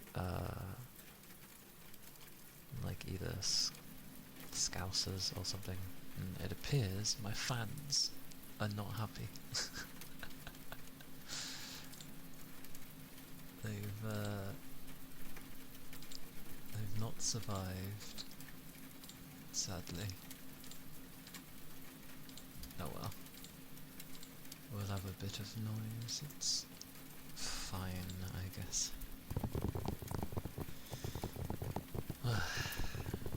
Yeah. I didn't think it was overly hot, but... oh, it has been 2.5. They can be that way.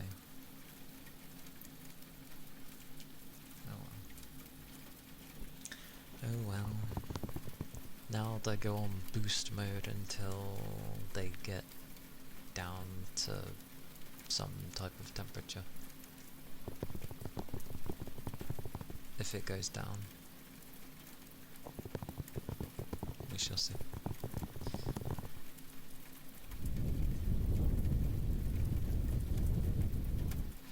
I mean, I can put on noise cancellation to hide that, but it changes how a lot of the sounds sound to ASMR, so it's not the greatest to do that.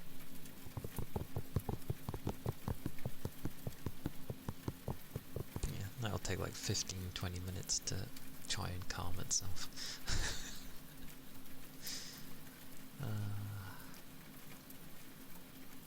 Not much I can do about that, sadly. Oh, but yeah, there's a lot of old games coming back, it seems like. So yeah, we've got Onimusha, we've got Ocarina of Time. I know they're bringing back the Dynasty Warriors 3, which is funny. Basically, any game that got companies noticed, they seem to have jumped on their best game. So Dynasty Warriors 3 was a very big game for them. It's where things took off, so that's why they've remastered that. Onimusha would at least be new, I think. I know, many places don't actually want to make a new game. That's why it's kinda nice with Capcom, because they've just been carrying on making new Resident Evils. They came out with Pragmata, which obviously is a new IP.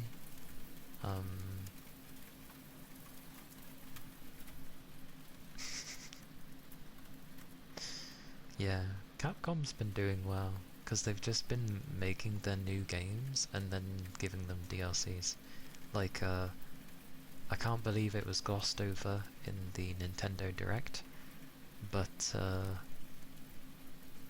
it was surprising to see Dark Arisen for Dragon's Dogma 2 get announced in such a brief fashion.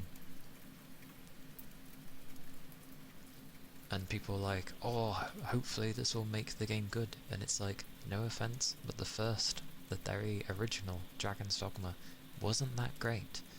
It wasn't until they released Dragon's Dogma Dark Arisen that it actually became a really fun game.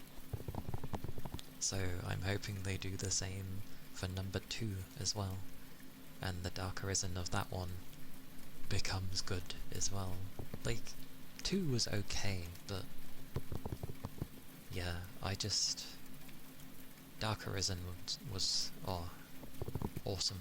Like, I had a really good time with Dark Arisen in the first one, so I hope they manage to do that again with the second, because if they can, yeah, awesome, because it was a lot of fun.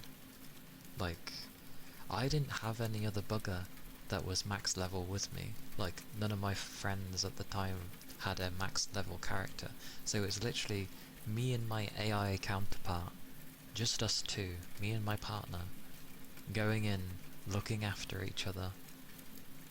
And we did, surprisingly. And Death would not leave me alone. Oh god, I hope Death is in it. Like, it was such a good thing to add in. Oh yeah, here are these really strong enemies, ridiculously so. Oh, here's places where you can get soaked in that just drags you down and makes things harder to do. It's pitch black. Oh, Death. Hello, Death. How can I help you today? Am I strong enough to fight you? Or have I got to run away because my gear isn't quite there yet? I think a few times I had to run away because the places he wanted to fight was bloody awkward. I remember there being like it was sort of like a sewage waterway thingy, and it was just a lot of water anywhere, and places to fight were very difficult. So Death showing up in that section, it was also pitch black, so it was very difficult to fight with your lantern on and not accidentally get wet, which would turn the lantern off. So you then couldn't bloody see Death. I was like, where's this scythe? I need to see. So, yeah. It was fun. Max level was level 200, but when you reached level 200, it changed to the infinity sign. But it was good fun. And because size made a difference in the first Dragon's Dogma, because there were some little holes that you could get through if you were small enough. So I always used to be a small character. Plus, some attacks you actually managed to dodge because you were just small enough. I like accurate hitboxes. It was a lot of fun, so I hope the Dark Arisen of number 2 manages to do the same and save the game. Because I'm sure when Dragon's Dogma 2 originally came out, people were like, oh, they're finally giving it a budget, you know. People who had never played the original were like, oh yeah, people were always praising this game, like, let's see why. And then they play it and they're like, and it's like, yeah, it was, So I hope it comes out and manages to be like, yeah, this is why we enjoyed Dragon's Dogma so much. So, I hope. And they did promise better optimization as well, so I doubly hope for that as well. That'd be nice.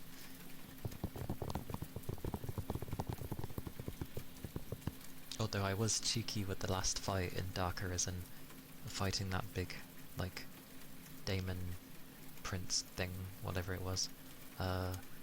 Every time it used to grab me, and it would initially go to drain your stamina before it would get to your health, I used to have so many stuffs for replenishing my stamina that I would just... it would get low, you'd go into your menu because it pauses. You go into your menu, take a full stamina thing, whoosh, you're okay. Good fun, good fun. And yeah, there was like dragons and such in there. Like proper ones. That was fun to fight. And explodey buggers. It was one of those where it was designed for the game always trying to outright kill you. It was like extreme craziness of places. So yeah, death coming along now and again. If you beat it, it would disappear for a while and leave you alone. But it's not dead, it will come back eventually, depending on how much time you take. Greetings, Doug! Hello, welcome in. Hope you had a good rest. But yeah, you'd have death after you, you'd have your local fodder enemies, but just enemies that could be very awkward to deal with. Dragons, explodey buggers that would be on high places, like when you got to very high. There was sort of like an underground, abandoned sort of ghost village thing, and there was some high parts, and they liked to put some explodey buggers up there. And if they got you, sweet mercy. There was also a giant, like a ginormous, or a gigantic Cyclops in there. The biggest in all of Dragon's Dogma game. In the Dark Arisen thing. And that thing was huge. That thing was massive. And for the longest time, I never... I think I was like the assassin class. I never realised I could upgrade my spin a third time. I upgraded it once and I thought that was that was all you could upgrade it to. No, there was a level 3 of it, so I would spin really quickly.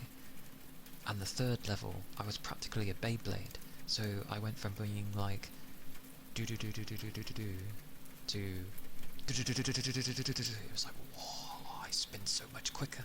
I spun so quickly from the top to the bottom of that thing, I did so much damage. We are talking about the Dark Arisen thingy that was around for Dragon's Dogma, Dirk. I'm referring to the first one, the Dark Arisen from the first game, but it's because they announced Dark Arisen for Dragon's Dogma 2. That will be coming soon. So I'm just hoping that they have the fun sort of stuff they had from the first Dark Arisen. Because it was a lot of fun. Very enjoyable. Thank you, my throat. Yeah, I had good fun with that.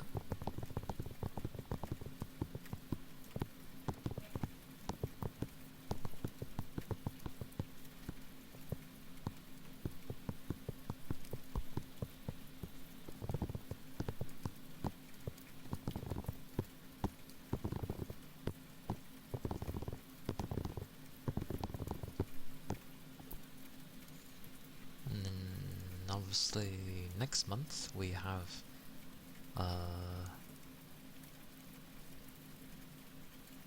Echoes of Aincrad coming out, which should be interesting. There's people that have showed off like, oh, here's the final build, here's what it's like, but I'm not watching because I don't want to see anything about it. I'm looking forward to playing that. I usually play female in games, but considering that game is meant to be, like it's meant to be actually you in there, I feel like I should be male. Because it makes sense.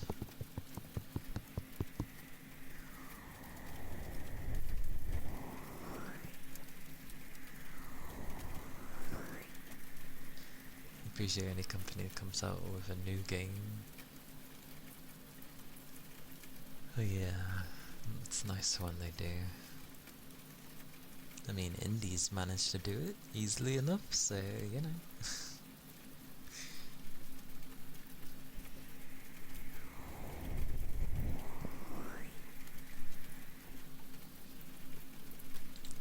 So they need to get their head in the game. Like, things I'm keeping tabs on, or keeping an eye on a load of indie-based games. You've got, and this comes out the same day as Echoes of Ironcrad, but you've got an expansion for Granblue Fantasy Relink that's coming out, and this Ragnarok, which looks cool, and it's probably going to be grindy as hell, but it looks cool. Might just make a new team. There's going to be a Wolverine game soon. Yeah, it's being made by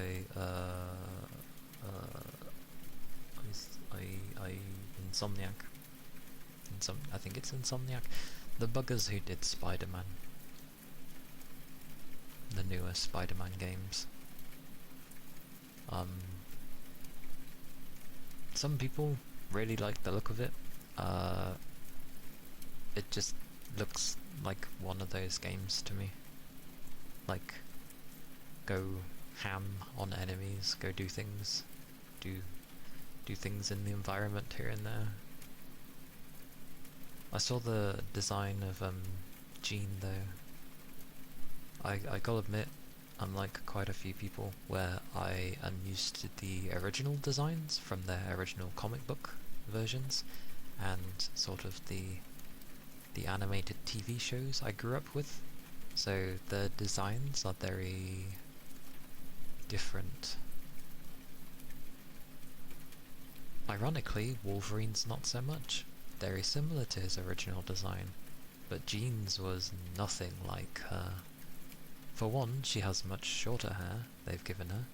Like, her hair was meant to be stupidly long, and technically she was in, what, a leotard, I guess, in a sense. But they've put her in just a very standard looking outfit, like a top and trousers with a jacket, and it's like, okay. I don't know. I'm used to the originals. To me, they're not the originals. But even so, the gameplay just looked like raw. Bah, bah, bah, bah, bah, bah, bah. Also, the biggest misconception people do with Wolverine is they think his power is his like claws thingy. It's not. It's his regen ability. That's his mutant power, that he can regen.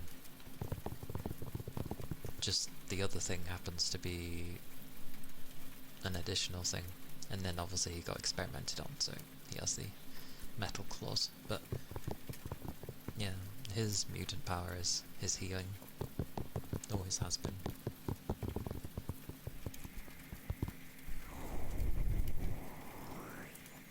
I used to play Spider-Man 2 that came out in 2004.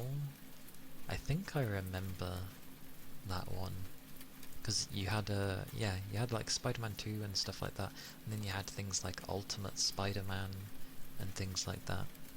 I remember those games. They were good fun.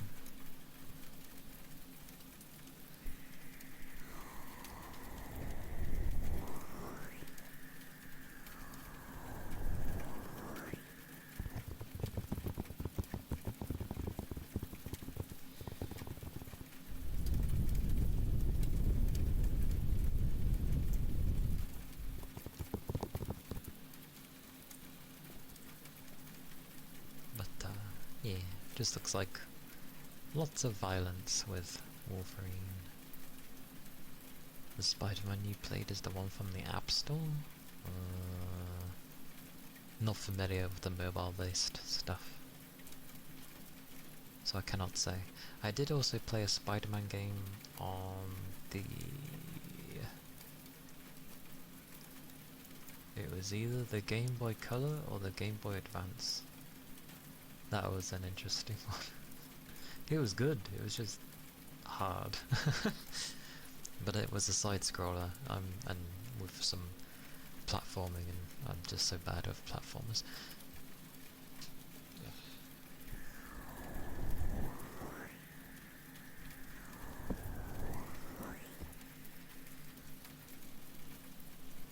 The one you played had Rhino, Doc Ock, and Mysterio. That sounds about right, yeah. Because I remember Mysterio being in the handheld version as well. Actually, I remember all of them being in. They were all in them, as well as Hammerhead as well was in the handheld version. It was done by Gameloft. I recognise the name. I see.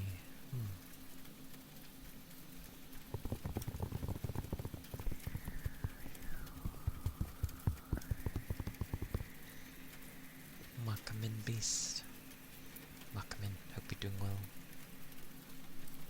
Mobile games were so fun too back in the day. My thing I can remember with mobile games is Snake. That's all I remember from mobile games. Snake and maybe Tetris, but... Oh god, Prince of Persia. You're reminding me of the N-Gage. Good lord. That was literally a gaming phone. It's funny.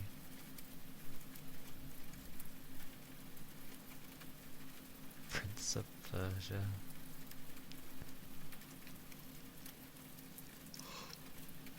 God of War. Never played a God of War. I've played games like God of War, but I've not played God of War.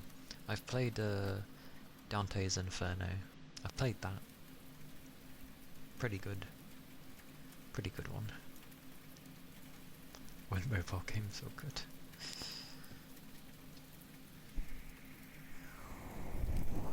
There was a God of War mobile?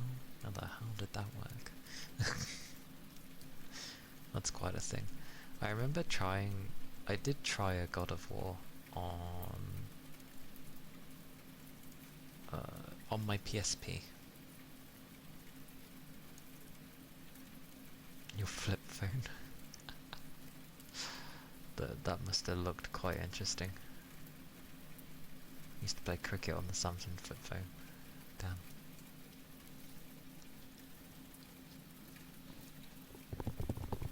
It's pretty crazy.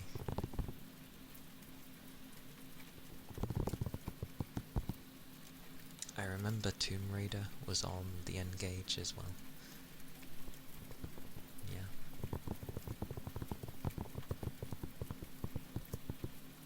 Space Impact. Snake game. The good old classics. Before 2020.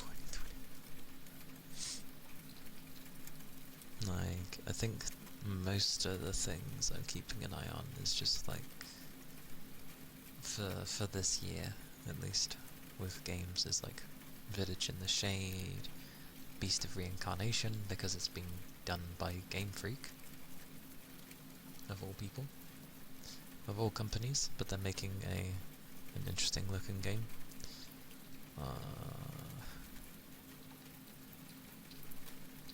A bunch of others, but they still don't even have release dates, so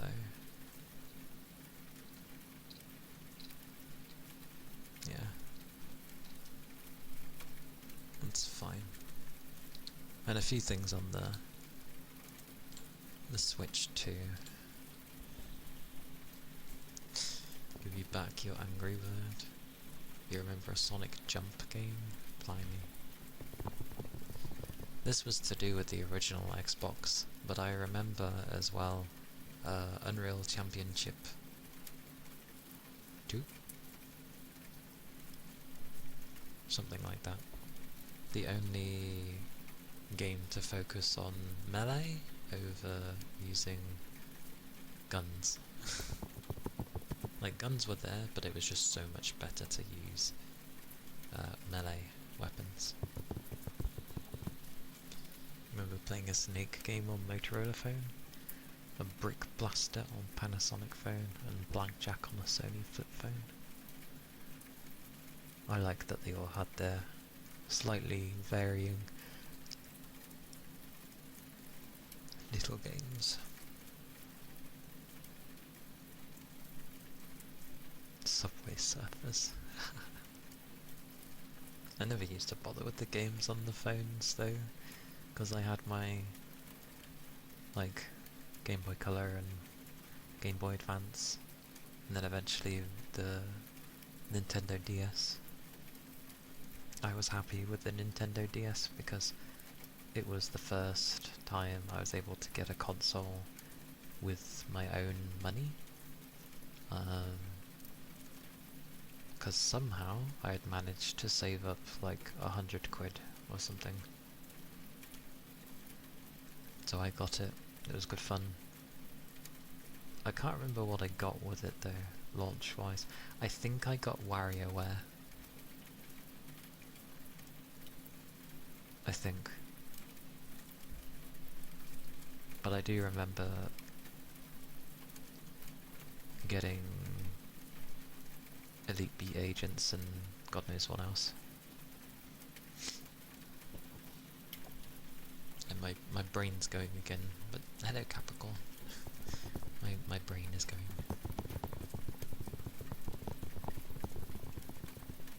Bounce Tales and Diamond Rush. Diamond Rush sounds like a mode.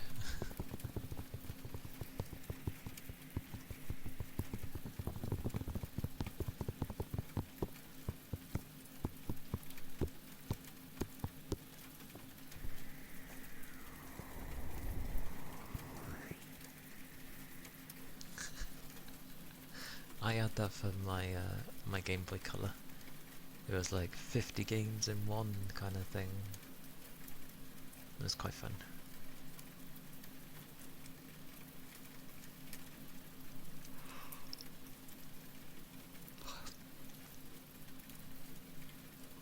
Nothing too crazy on them though.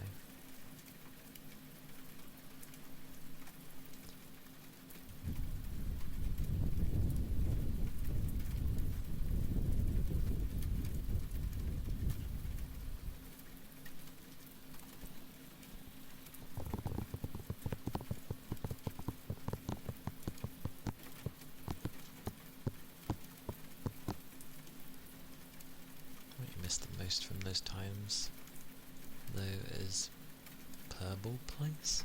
Purple Place? What is that?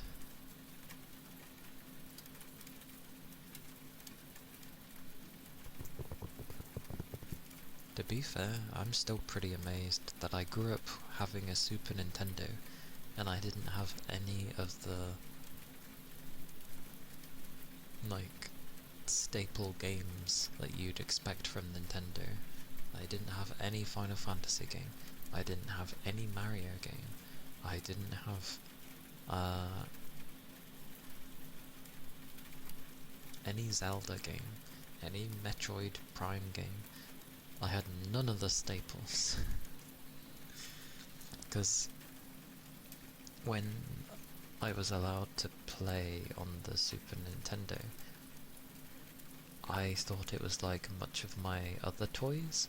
I didn't realise that you could get more games for it.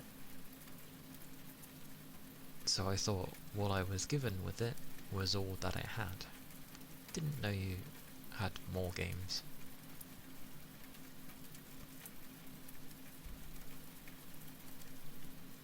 It was with some Windows version. 7.0 XP, you think? Oh, okay. I'm not familiar. But I liked it when they used to come with, like, those places. It's nice. The things I had on my SNES was, a Battletoads game, but not like the main one. It was a Battletoads Battlegrounds, which was a 2D side-scroller.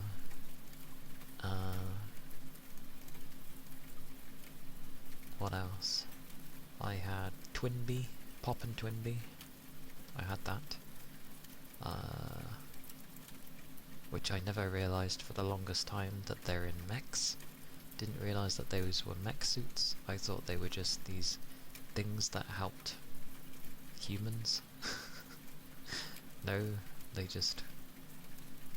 pilot those things. What else? I had this weird mech game, but for the life of me, I can't remember what it was called. Something tech. That was difficult, but cool.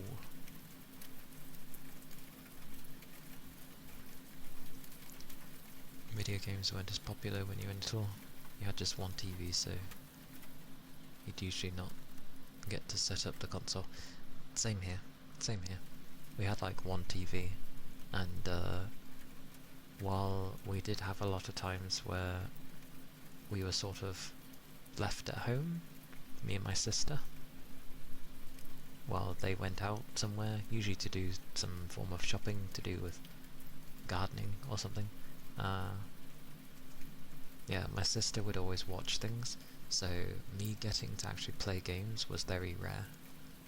And if I did get to play on it, it was usually with my sister. So the main ones we played were either Pop and Twinbee or Battletoads, because they had couch co-op, as it's known today. But yeah, we had 2-player, so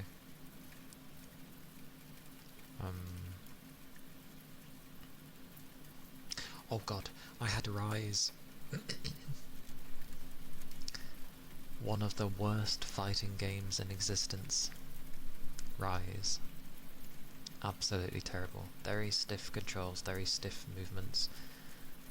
Very difficult to get combos off. And you know when you would do the thing of like swivel the stick 360 degrees? They expect you to do that with a D-pad, and it was so awkward. But it wasn't just that only combo, it'd be like, do the swivel for this while hitting this combo, now swivel the other way back and then do the up-down combo of inputting while doing these buttons. There was... It wasn't fluent, it was very stiff, very hard to get the things working, and... just such a fighting game.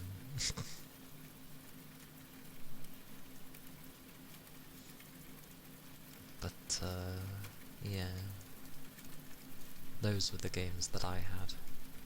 It wasn't until way later when I finally had a PC in my room, like my old Windows 95,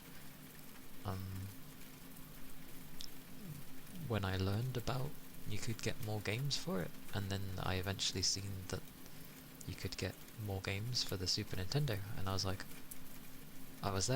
what are these? And it's like, it's games for the console. I was like, you can get more? Blew me away.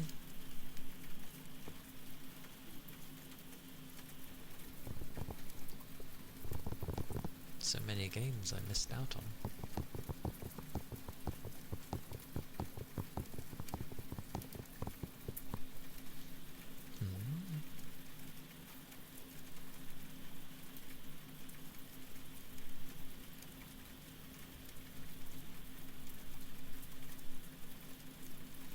That's strange.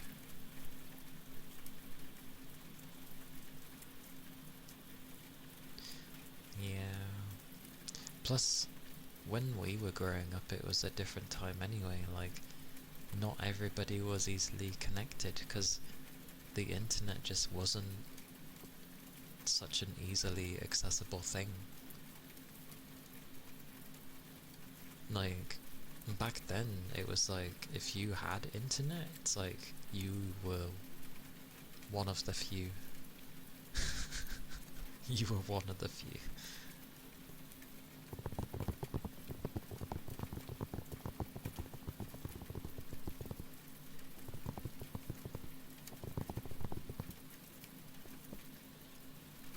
feel bad if you die in video games. I get learning from failure, but I try to learn in the process so that I don't fail. Because I don't like it.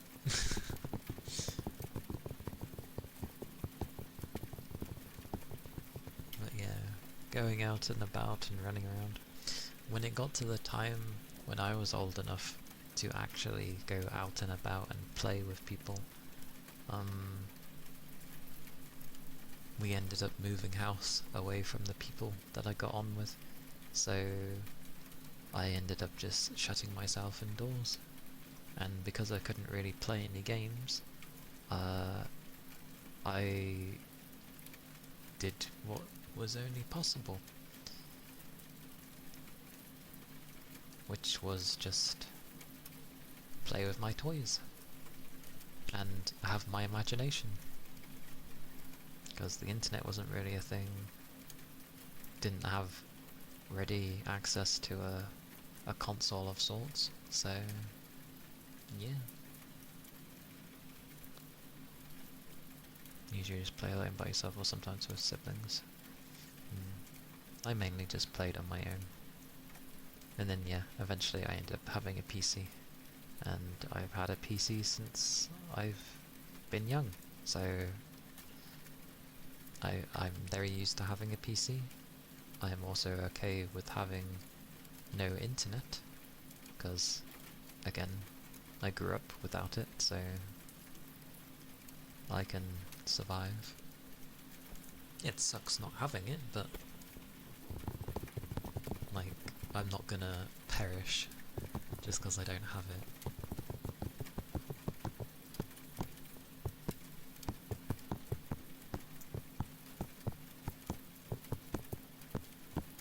But it does just make things a bit boring.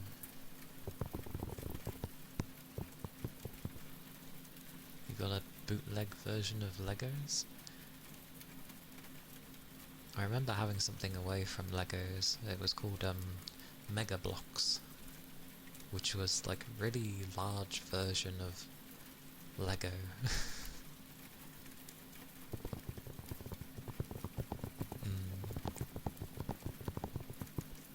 Building mechs inspired from Power Rangers.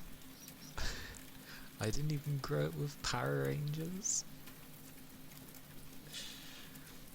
I got banned from watching that. I've said so before, but I got banned from watching Power Rangers because I copied what they did the very first time I watched them. Did the flying kick into my sister.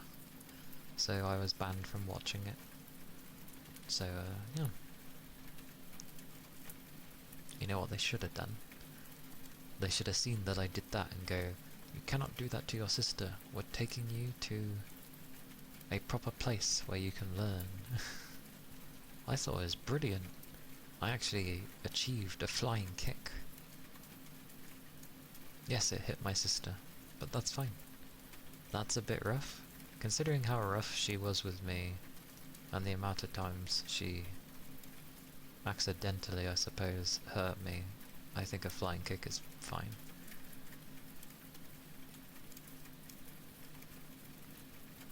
Oh, the ban. Well, the show did state every time to not copy them, as they are professionals, and I copied my sister. I copied my sister, I copied them, and did it on my sister. The thing I'm not supposed to do. So it was seen as a bad influence, because I caused harm. I think they should have looked at that and gone, "Oh, he's really taken an interest into martial arts. Let's throw him into a place where he can learn it." I wouldn't have minded. I would have probably really enjoyed it. But no, I just get banned. Banned from watching the show, can't learn anything, can't do anything, and left to be in boredom.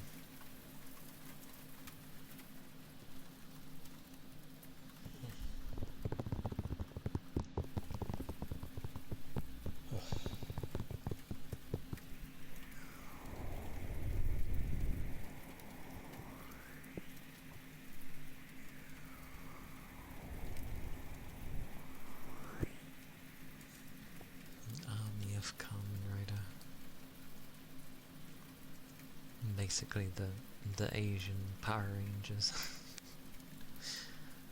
Or I guess the original Power Ranger. That's how I view Kamen Rider, as the original Ranger, basically. That's how I like to view it.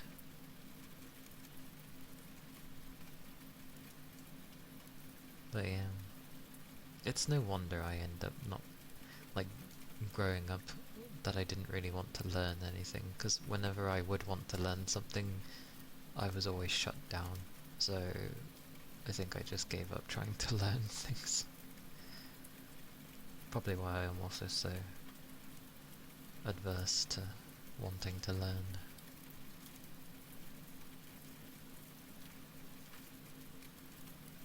Oh well. At least I managed to start streaming and try and do things here. But I feel like that's different circumstances due to the fact that I actually had encouragement and support for once into something I wanted to do.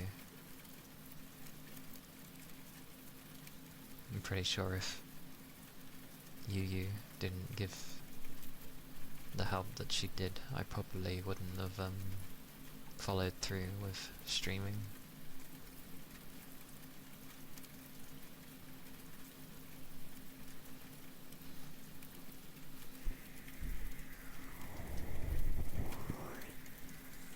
She's a good soul.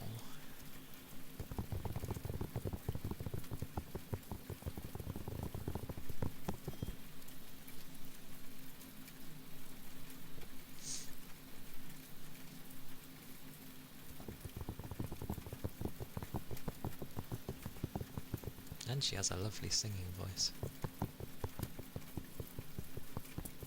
Especially when it comes around Christmas time. Like the really sort of old sounding songs. Like, you know, the songs you'd usually hear in Fallout games and stuff, so 40s, 50s music, 30s, go from there.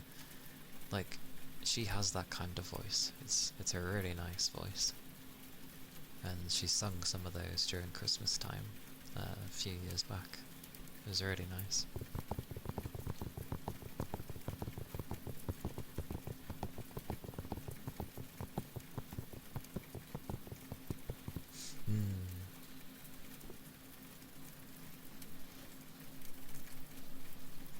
Yeah. She puts a boatload of effort in her stuff.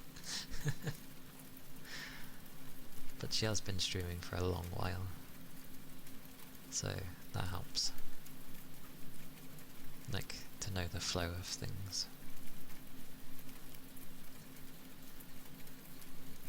But it's good fun.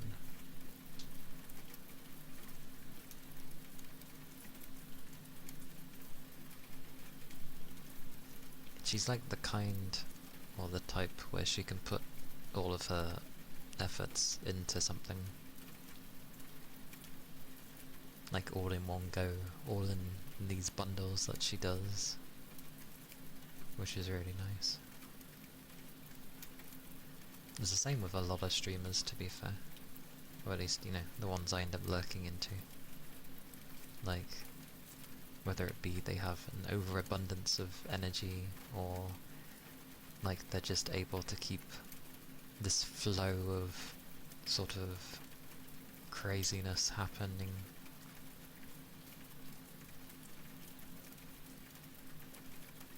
Mine... I'm too... I take too long to build up. Mine will reach a point where I can be like that, but it will take an exceedingly long time. So... And not everybody has that kind of patience, so I understand.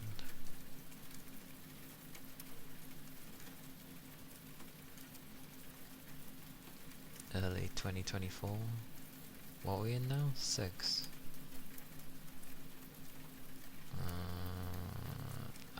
I may have found her like a bit before you, perhaps. It was... The only reason I ended up finding her was because it was people were away on holiday, I was looking after my dog. So I was just looking after Dante at the time. Just him. And yeah, I would just watch stuff. I thought I'd just watch people on Twitch. And it was late at night. I ended up finding Yu's stream. And I think I just watched because it was during her like subathon kind of thing. So it was in September? Yeah, that sounds about right. The September time.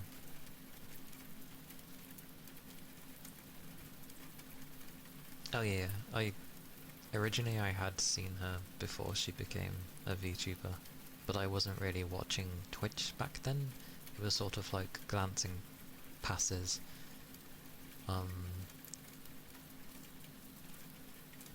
When I didn't think much into it, of watching people streaming wise.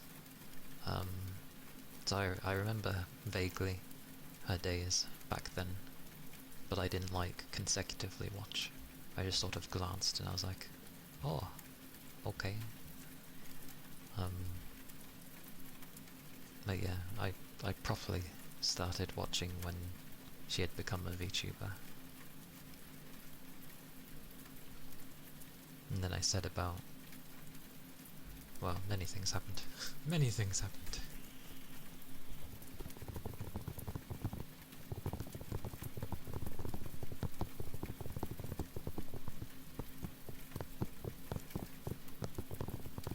But I'm glad she's able to do what she wants to do. Because the stuff she always ended up wanting to do, she held off on for a long time. And that takes its toll.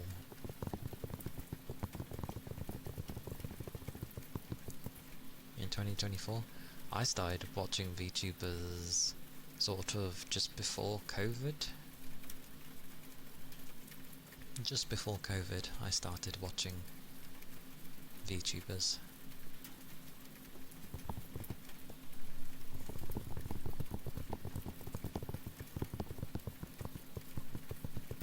So I assume just before 2019 was when I started getting into VTubers, because that's around when COVID was, wasn't it? Properly. So it might have been like 2018 or just before that I was watching some here and there. It was also when HoloLive was still small. It was still small.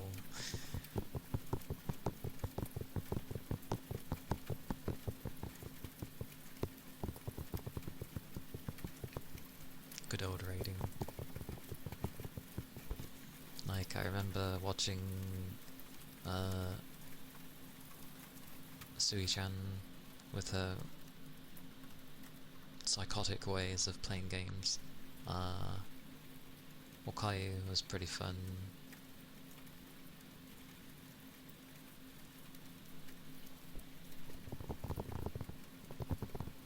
I eventually ended up finding Watame, and she was my cup of tea. Very much calming, but not silly. Like, not silly in a stupid way. She had the right demeanor. And then I think it was like, I remember hearing something like her previous profession was to do with being a teacher, I believe, for young children, I believe. And I was like, that explains her demeanor. That's why she's so patient.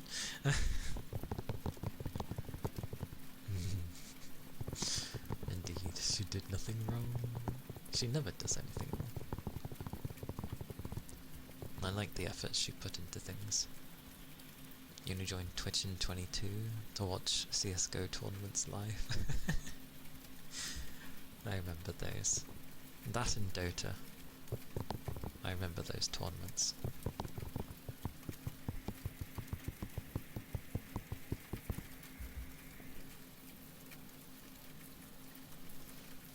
You only joined Twitch to watch a speedrunner you liked? Nice. Yeah, there was a point I got into watching speedrunners. It was around the time of Dark Souls 3. Because it got me into doing speedrunning for a bit. Like, to see if I could understand it enough. Which I semi-did. No world records, obviously, but I think I did pretty good, considering. Joined Twitch to get drops for games. Didn't know much about streamers still then. You came for the ASMR. Glorious. Glorious ASMR. You find a lot of people when you end up watching ASMR, it just leads into other things. And then you're like, holy cow. Like, it goes different ways, doesn't it? Like, oh, I really like how this person sounds. Oh, I really like how this person looks. I like how this person is, you know, those sorts of things. And then it just turns into, there's so many nice people kind of thing. Like, obviously not everybody is nice, that's gonna be a given, but there are so many nice people. It's nice. Yeah. And with the way the world's been getting and how it just feels like we're all working more and more and more on things, like, it's no wonder things like ASMR take off. Like, we're all just trying to find a place where we can chill half the time. And relax and have a good time. VTubers do ASMR? It's almost synonymous, isn't it? Almost. He wasn't able to sleep one day. Tried looking into ASMR vids on YouTube, but nothing stuck your fancy. I'm struck, sorry. They remembered, oh, Twitch, let's see what's on there. No, yeah, I see. Joined Twitch to watch one particular VTuber who only did occasional Twitch streams. It always ends up seeing like it was it's always one certain thing that ends up bringing people over to Twitch, I feel. 5% of all people. Because, like, 90% of problems, most people are nice.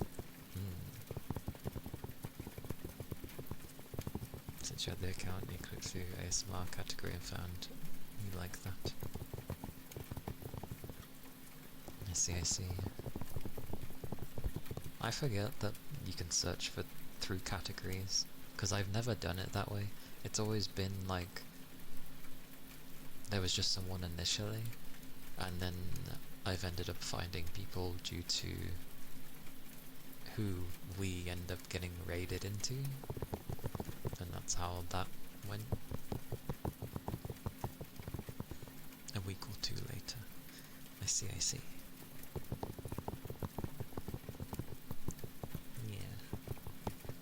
Because ironically, for the longest time, I just listened to ASMR on YouTube.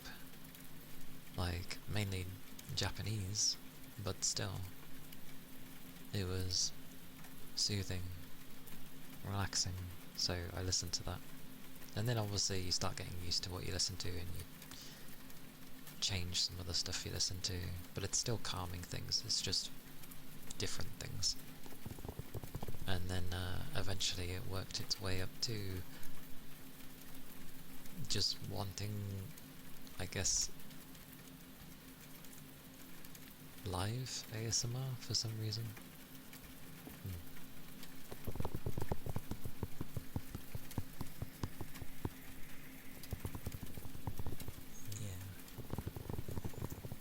Yeah. I think I just reached a point where it reached a point where I think it turned into, yes, this is calming, this is relaxing, this is helping me rest, but I think it got to a point where I was like, I want to interact with people.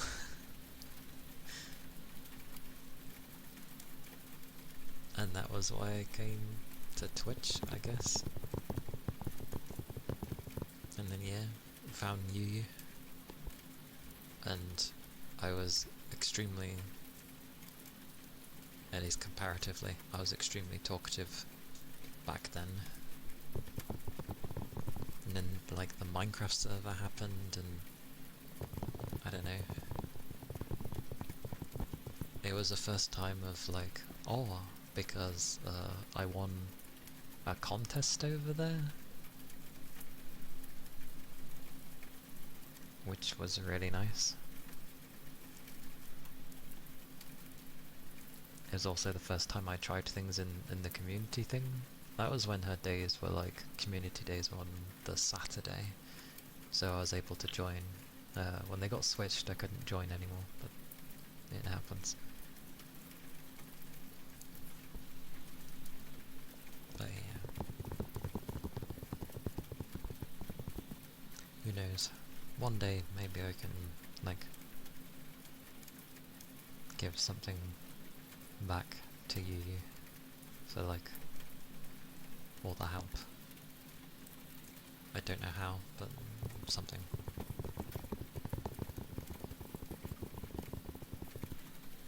You remember the first couple of VTubers you found in late 23? Or...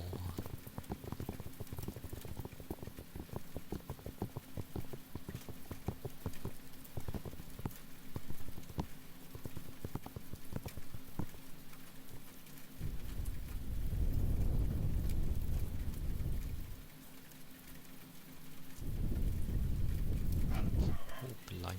Scares the bejeebus out of me.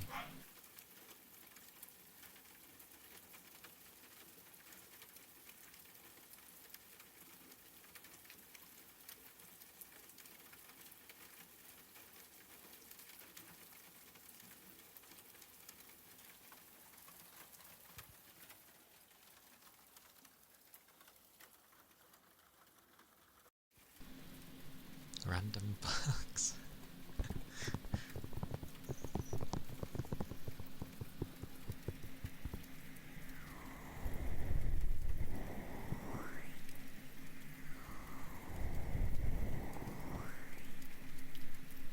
Yes. I have been babbling today. It's been a very babbly day.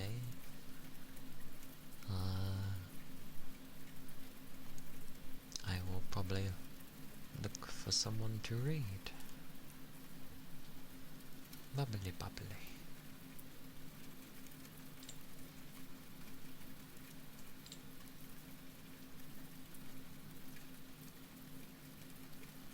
Bubble bubble.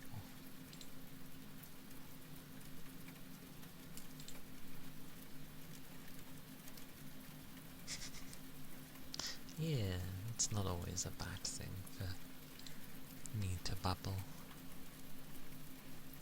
So I feel it's okay. Because that can be its own thing as well, when you end up talking lots.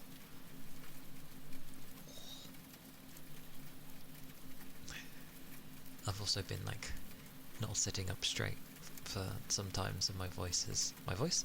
It's because I read your voice. Because, yeah, I haven't been sitting up straight, so my lower back's like, oi, sit up. I'm like, but I need to crouch. I'm glad it's soothing. Oh, I'm glad. I'm glad it is soothing. Happy days. Cause like, if I was to talk from up here, well, yeah, I'm not next to it. It's not the same as when I'm right next to the thing. So I could hold it as I'm raising it, but holding this for several hours probably isn't gonna really help. So I tend to just lower myself. Quite a few people on today, actually. My 3DO! It's not a 3DO! It's not that thing, Yagi. It's similar to a 3DO. Very similar. Although its name doesn't really help. Because it's like, even when you see images of it, it looks very similar to a 3DO. I think they just took like the 3DO thing and then did their own thing with it.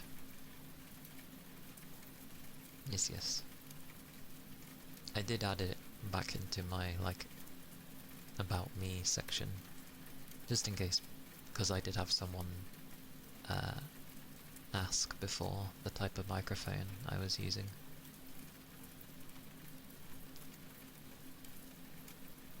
But I have seen things where there's like taller stands, so it would be nice to like figure if I can get one of those, and because then I don't really have to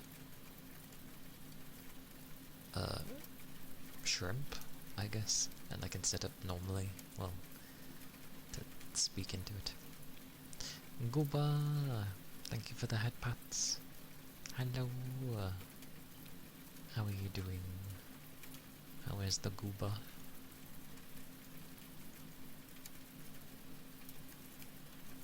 Hello, precious bean. No, you. Hope you've been having some good rest. Glorious rest.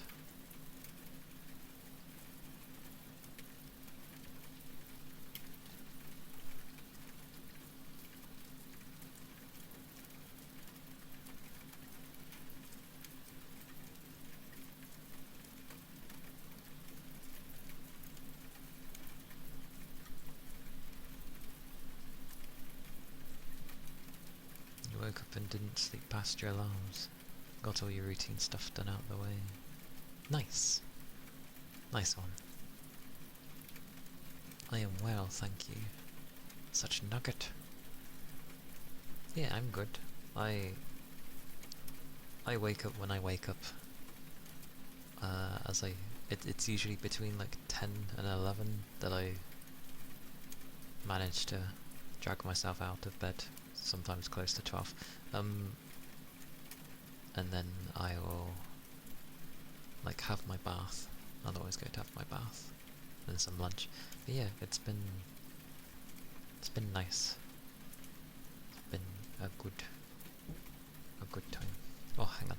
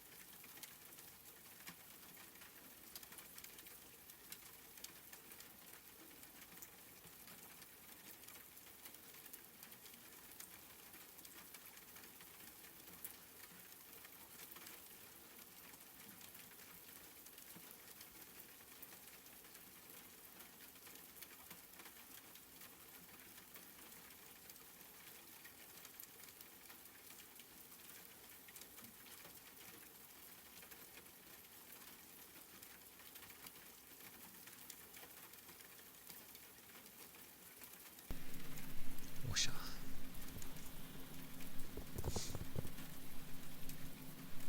I mean, I think that nugget, unless it's a special nugget, will be like very soggy.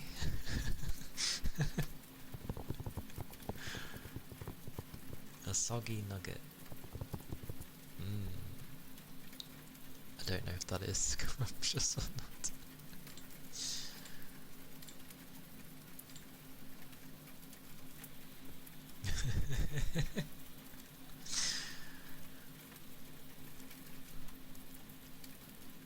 I'd be like, I doubt it was actually poisoned, and it's probably just like, it tastes a bit rank, that's all. Because it's meat, that is true, Yaki. That is true. You wouldn't be able to. I think it's pronounced this way, I'm not sure, because it's Italian. cotoletta? Cotoletta! I'm going to abuse the word. But basically, I had that the other day. Let me check. Cot. Maybe it was an E. Cotte. Oh no, there it is. It is cotto. Mine was a bit different. Yeah, cotoletta Milanese grande. Although, not the grande part, because that just means big. But it was a variant of that, because it didn't have the bone. But the cotoletta part's the same. But it basically refers to a thick cut of... It's usually a bone and veal chop thingy. That's like pounded, lightly pounded, and breaded. And then it's fried in some type of butter until it goes golden. I had something similar to that. It's usually... What is the meat they usually... I swear the meat they usually use is pork. But you can have a chicken version as well. And but this one was pork, I believe. And it was really nice. On top of it was like... It was covered in this like... sort of tomato cheesy base thingy that had something green on top of it, and I have no idea what it was, but it went well with it. I'm gonna say it was a type of spice, or maybe it was herbs. So go with some cheesy tomatoey thingy on top of it with some herbs, and that was with some saute potatoes and some oh god, what did they call it? The leafy-like stuff that is sort of a salad. It's not rocket, is it? Oh god, I've forgotten. I know it's got something around to do with rocket, but yeah, I had those things. It was really damn nice. But I was very full, because I had to have a starter at the beginning. And the starter was like a creamy tomato soup. But it was really nice. The tomato wasn't too overbearing, because the creaminess that was mixed in from the other stuff and the cheesiness, surprisingly, from the tomato soup was really nice. And I think there were very tiny bits of croutons in there. Just they went a bit soft, but it was nice. It was really nice.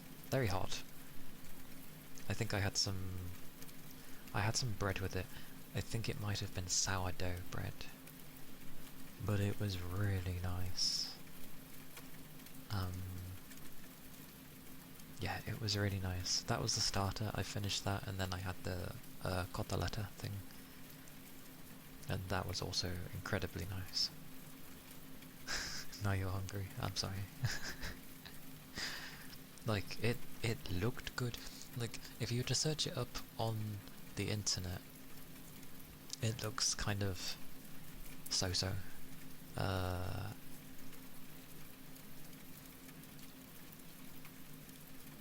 But although I didn't take a picture, the company I was with did. So I might see if I can grab the picture from them, and then I can show you guys what I had, because it looked nice. You love a good tomato soup with some croutons dipped into it with some grilled cheese sandwich. Nice.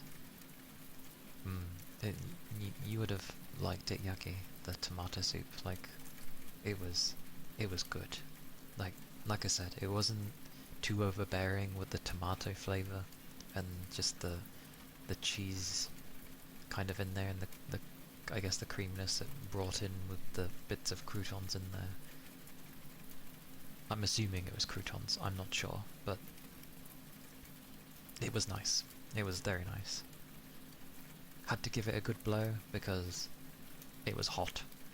It would have burnt my tongue if I didn't blow it, so yeah. But oh yeah, like a proper good tomato soup is, yeah, I can understand it. It's nice to have. Sorry, Capricorn.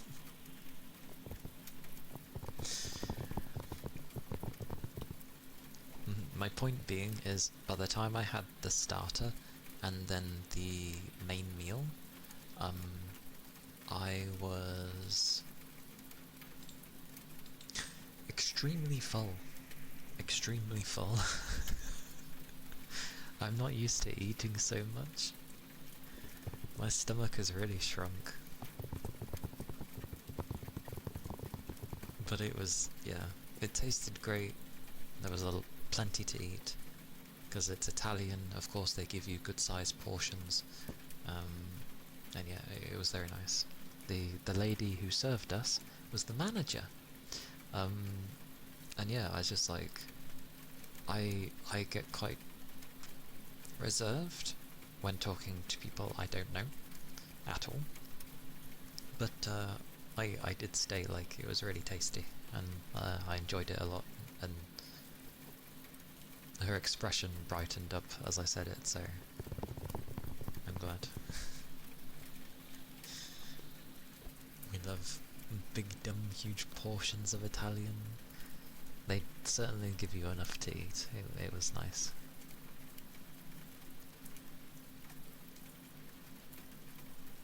The grandma portions reminds me of when I was a kid and I was ill, and then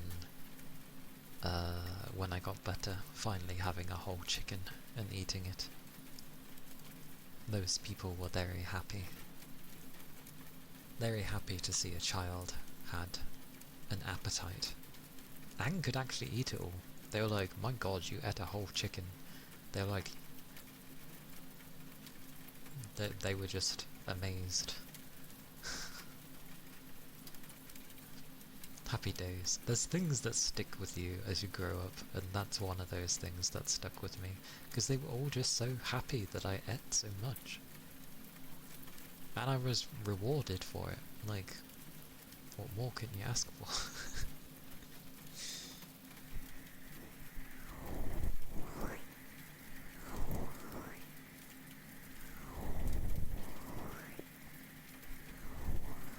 True.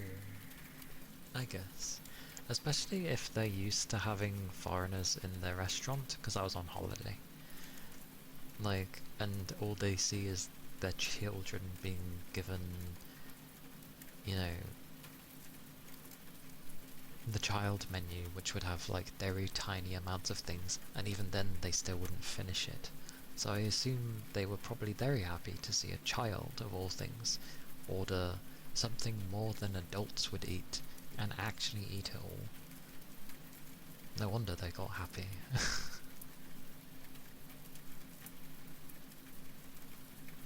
And they know I weren't lying, because they watched me the entire time. Like, not obviously staying by the table, but, you know, off to the side.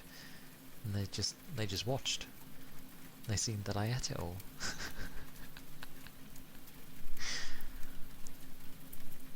I was a good boy for having such an appetite. I did. Yes, anyway, let's... I was looking for someone to raid anyway. But rest well, Capricorn. Have a good drink just before you dive in, and you'll be fine. Just have a good drink. Your body will be satiated with that, I hope.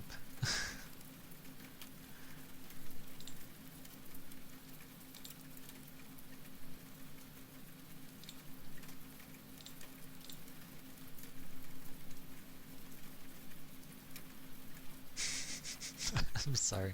We always end up somehow... I guess because I do get hungry around this time, so that's how it goes on to, like, talking about food. Apologies.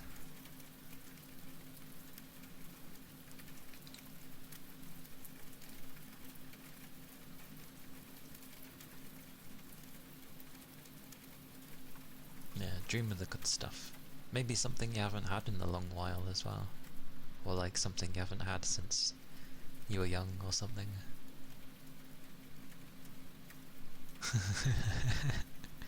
Be hungry with me. May our stomachs rumble in unison. May we be heard.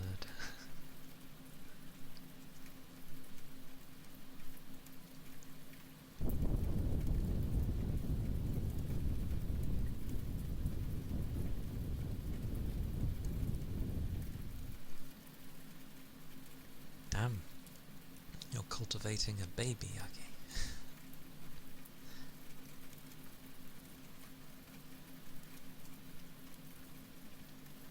I haven't, the only pizza I had recently was because we won that competition at work. Or I guess everyone else did. I didn't even do anything. But our group won, so that was like the most recent pizza I've had this year. And before then, it had been well over a year since I had a pizza, so yeah, pretty sizable gaps with pizza things.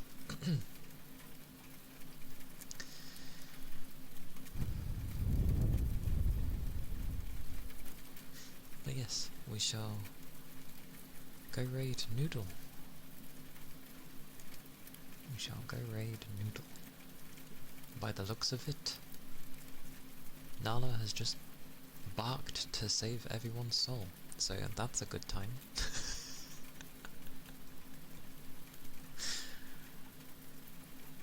Because that's her German Shepherd, isn't it?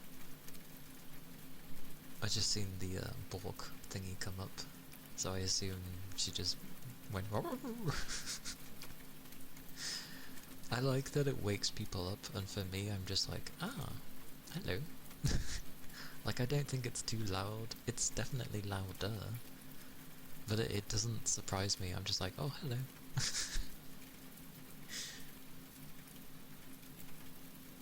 I never think too much of it.